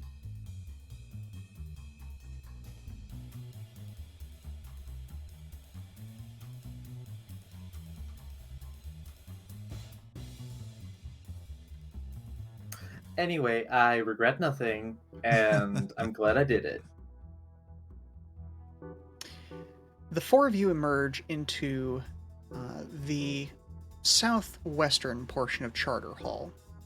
Now, this section of the city was the site of the first major construction, way back in the days before the Cataclysm. Mhm. The old wall upon which it was built, the first lightning barrier in the Empire, still stands in partial ruin around the district.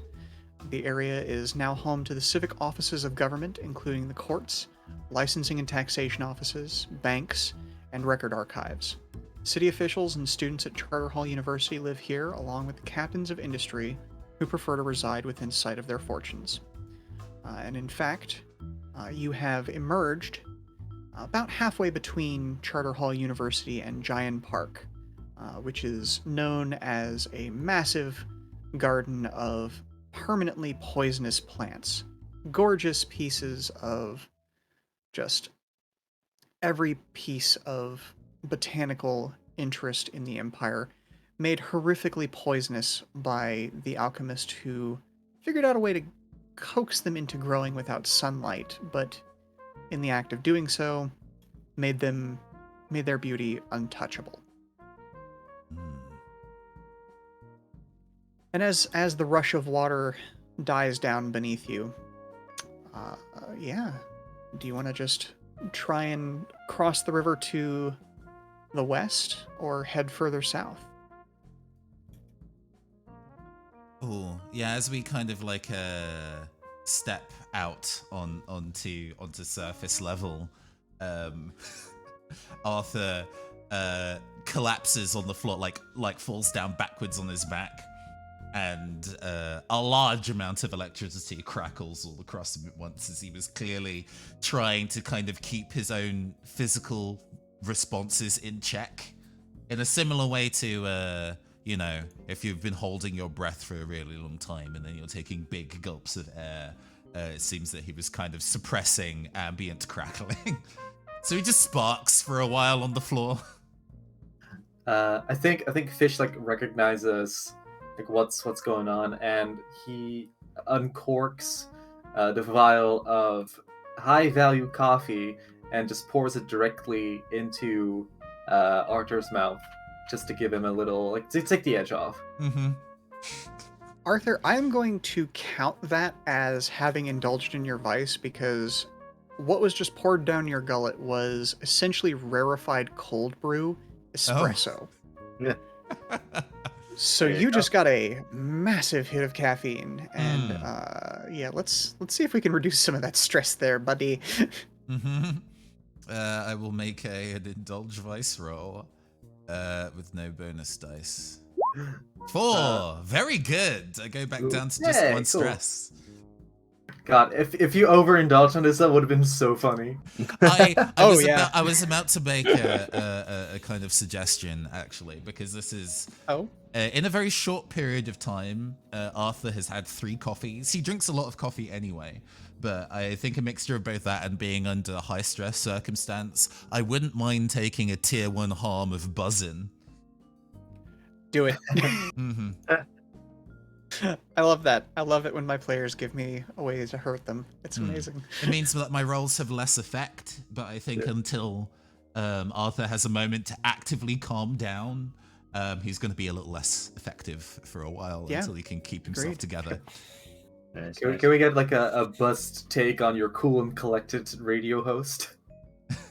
I mean, well, we definitely do not have the opportunity to go live right now. Although if we manage to find an Electrovox station, that would probably be very useful to our circumstances. Here's the thing. You are aware of the fact that let's see, where are you? You are close to you're close to Coleridge. But let's take a look at that map again. Absolutely.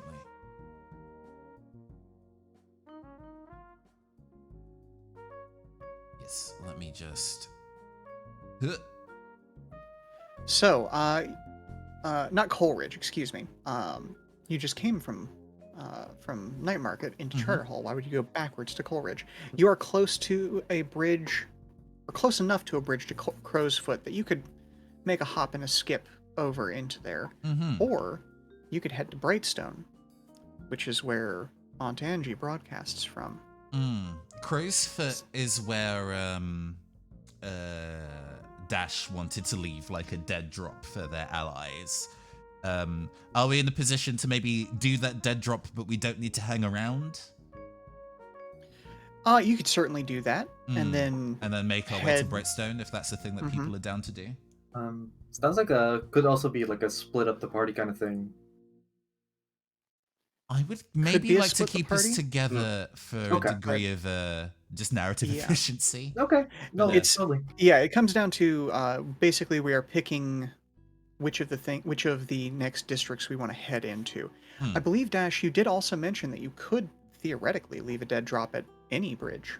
Yes? Yeah, so hitting Brightstone might be a good idea. I think, as I said, once we've all emerged and Arthur's crackling, there's Dash probably throwing her arms open to the heavens, hair standing slightly on the air with a huge smile, announcing to nobody and everyone in particular that the gate has opened a crack and new things are coming.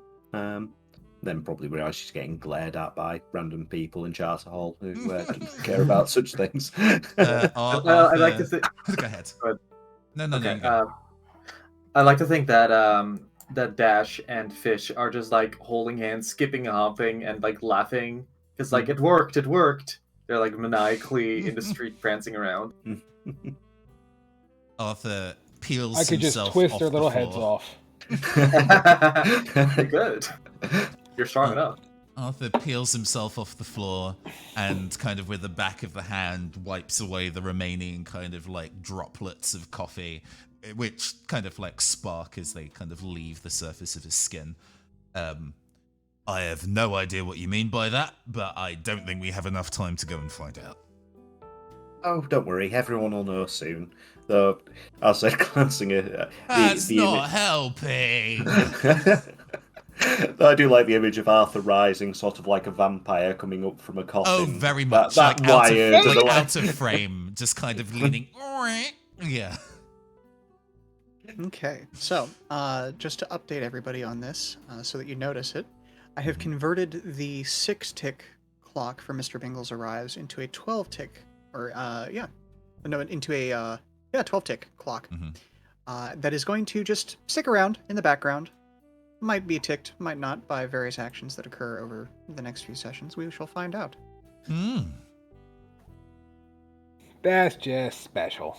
Look, it's not a plan, but it's a step. I have a feeling that with the amount of heat we've currently got on us right now, trying to head immediately back home ain't going to work too well. There's going to be people waiting on our door, especially at this point. We need to do something to kind of get the word out to go clear our names, you know what I mean? And if I can't access my Electrovox kit, then at least I know one other person who has one, although I really don't want to speak to her. Countess Angelina. It's okay, I've cleared the way for us to approach her again. Oh? Yes. She is going to... Should I... dare I even ask how? By doing what I do best. You didn't sell her. What did you sell her? I sold an old woman drugs. Actually, I gave it away for free, as a gift. Right. Well, that's he starts to mouth, well, that's better, and catches himself, and starts to mouth, well, that's worse, and catches himself. Well, that's something. at That's least. socialist? Maybe? Our drugs, comrade. This is the people's tweaking. Well, if she's foaming at the mouth too much to go on air, maybe she'll appreciate an helping hand. All right. Let's go make our way. Yeah, I'll drop a quick note as we go. Mhm. A reason not to. All right, go ahead. And while you're telling us about that, could I get somebody to roll me a d20? Sure. Hmm. I'll just do that in the 20.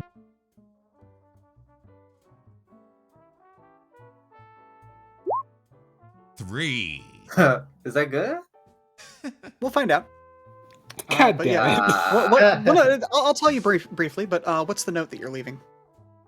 So the note Dash will be leaving will be to the courtier, who established during sort of character generation is one of Dash's strange friends, who's a completely bald, in fact, lacking any sort of facial hair at all, who is also definitely human, who usually comes and will present jobs for Dash for various summonings or arcane workings, but also as a quite good source of information for any arcane happenings and the like.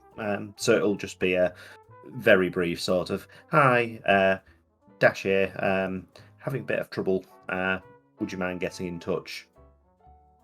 Okay, thanks, bye. Kiss, kiss. XOXOXO. Smiley face. Excellent. All right, so with that out of the way, as you cross the bridge into Brightstone, you come upon another one of the shops in the burgeoning union of cafes. Arriving at your next place of rest, Bean and Gone Coffee. Wee. Ah, And that's what your 3 netted you. I have a whole list of unassigned coffee shop names so that I can. Brilliant. oh my god, Yeah. 20. I want to see that list in full. When we you survive, know. if we survive, we'll see it at the Mhm, end, I'm mhm. sure. Well, I might share.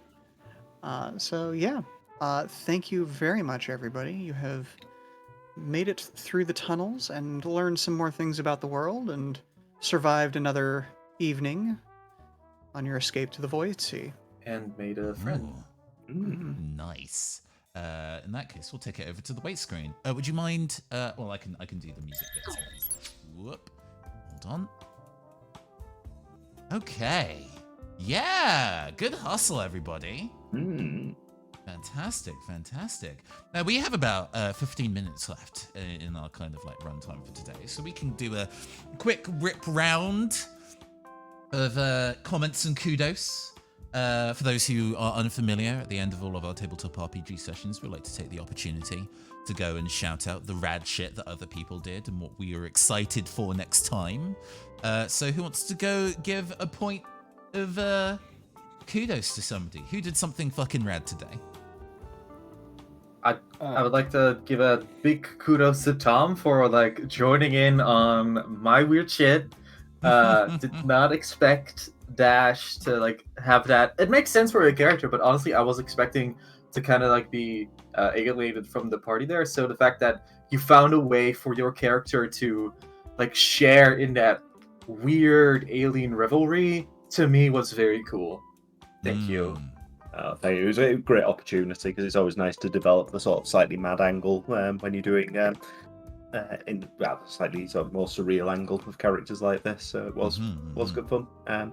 I'll have to pitch next if I can. I'll offer my kudos to Selfname for that. I think generally, although the culmination being the bit at the end of just what had to be a session of utter Melon has stress declared this and getting across fit across very well, especially both like mechanically with the lightning everywhere, and nope, got to get to the end, not going to fully keel over before we get to that, and not snapping. Get this man some Xanax, honestly. I think my kudos is definitely to. I mean, I was very, very impressed with Tom preparing a whole bunch of different arcane invocations for your character. That's character dedication right there. We dig that shit. Amazing. Hell yeah. Alexander Jones was my favorite part. I wish I could have like taken more advantage of it, but just the role wasn't there. But that whole setup was just funny to me and kind of great and like just fun. Like I liked it a lot. Yeah, I mean, you know, I quite like playing social characters and stuff. So the opportunity to, although I'm not often the kind of character that's like a disguise expert. So just being like, I'm just going to be a different voice for 5 minutes. It's always a fun chance to be. So I'm glad that was a good fit. Nice. Any favorite moments, Draco? What shenanigans did you enjoy from us today? You know, the fact that everybody found a moment, just about everybody, I believe, to kind of go against what we expect from their characters in this. Like Bosk right at the end there being like, no, I'm running. I'm not engaging with these coppers. I am running. I'm using that crowbar to open up this hole. Goodness gracious. I had the thought in mind and I had an example for everybody, and now my brain has just turned to mush. But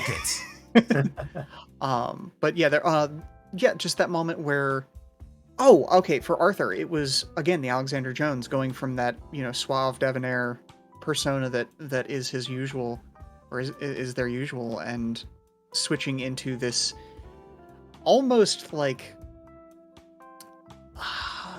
officious prick. Officious prick. I was gonna go with nebbish, but yes. Yeah. Officious prick. Exactly. That complete changeover there. The moment with Fish and the cat. Oh my god. That was great. Scared. And then just Dash's ability to go, okay, I don't normally deal with ghosts, but here we are. Let's give this a go.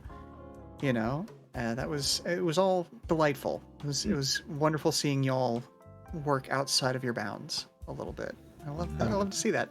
I'll also say it's really fun to see the party split dynamic where we've got two people who are very much of like the other realm and get very much sucked into that, and then like with Arthur and Bosk, we're dealing with the crap directly in front of us, and that's what we're trying to deal with and achieve and focus on that. So it's just kind of fun interactions are coming out of that. Just this is like very practical minded people just dealing with a bunch of new age lunatics. I mean, to segue into very briefly what we might be excited for next time, I look forward to seeing other two character dynamic moments. So we've seen, a couple Bosk Arthur bits, and we've seen some Fish Dash, but what about some other character combinations? What are their one-on-one dynamics like? I'm excited to see that. I'm waiting to see the scenario for Fish and Bosk because we have backstory stuff up that we haven't paid off yet. And for that moment to kick out, I imagine there's going to be a devil's bargain in there involving Fish. I can't wait. I'm honestly waiting for the next session where Draco gets to use Mr. What's his name? Mr. Bingles as sort of like a Mr. X, just like showing up at the most inopportune times, just bursting through the walls and shit. Like I love that kind of stuff. Just occasionally, I'll ominously mention, "Oh yeah, Mr. Bingles arrives" is just ticked up by one. Just like the least innocuous sentence ever, and it's just fear injected into her veins. Indeed.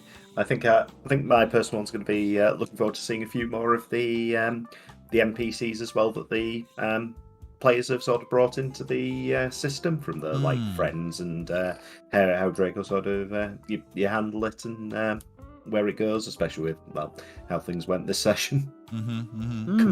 Comeuppance, it sounds like. That courtier, how's that relationship doing? I believe that was the one that flipped. Yes. Yes, I think it might have been. It was. Consequences. It'll be fine. GC.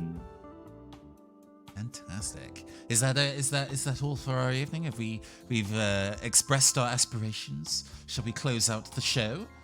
I believe so, yes. Unless we want to make the audience sit around for the messy business of applying experience points and all that. Oh, no. We unfortunately do not have time to do that live. So instead, we shall pass on the love to another streamer. Currently live at the moment is Hiragi Yu, who is a non-binary VTuber who has like a bartender theme. Very cool. And they're currently playing Omori, which was one of my favorite games of last year. So everybody go tune in for some of that. But for the last time this evening, I have been your androgynous android game show host for the future, Nathan Blades. We have also had Ruben.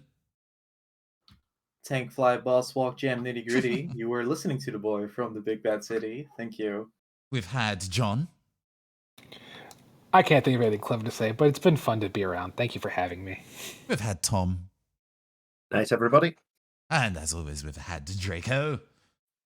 Thank you very much. I look forward to GMing for you again in the future.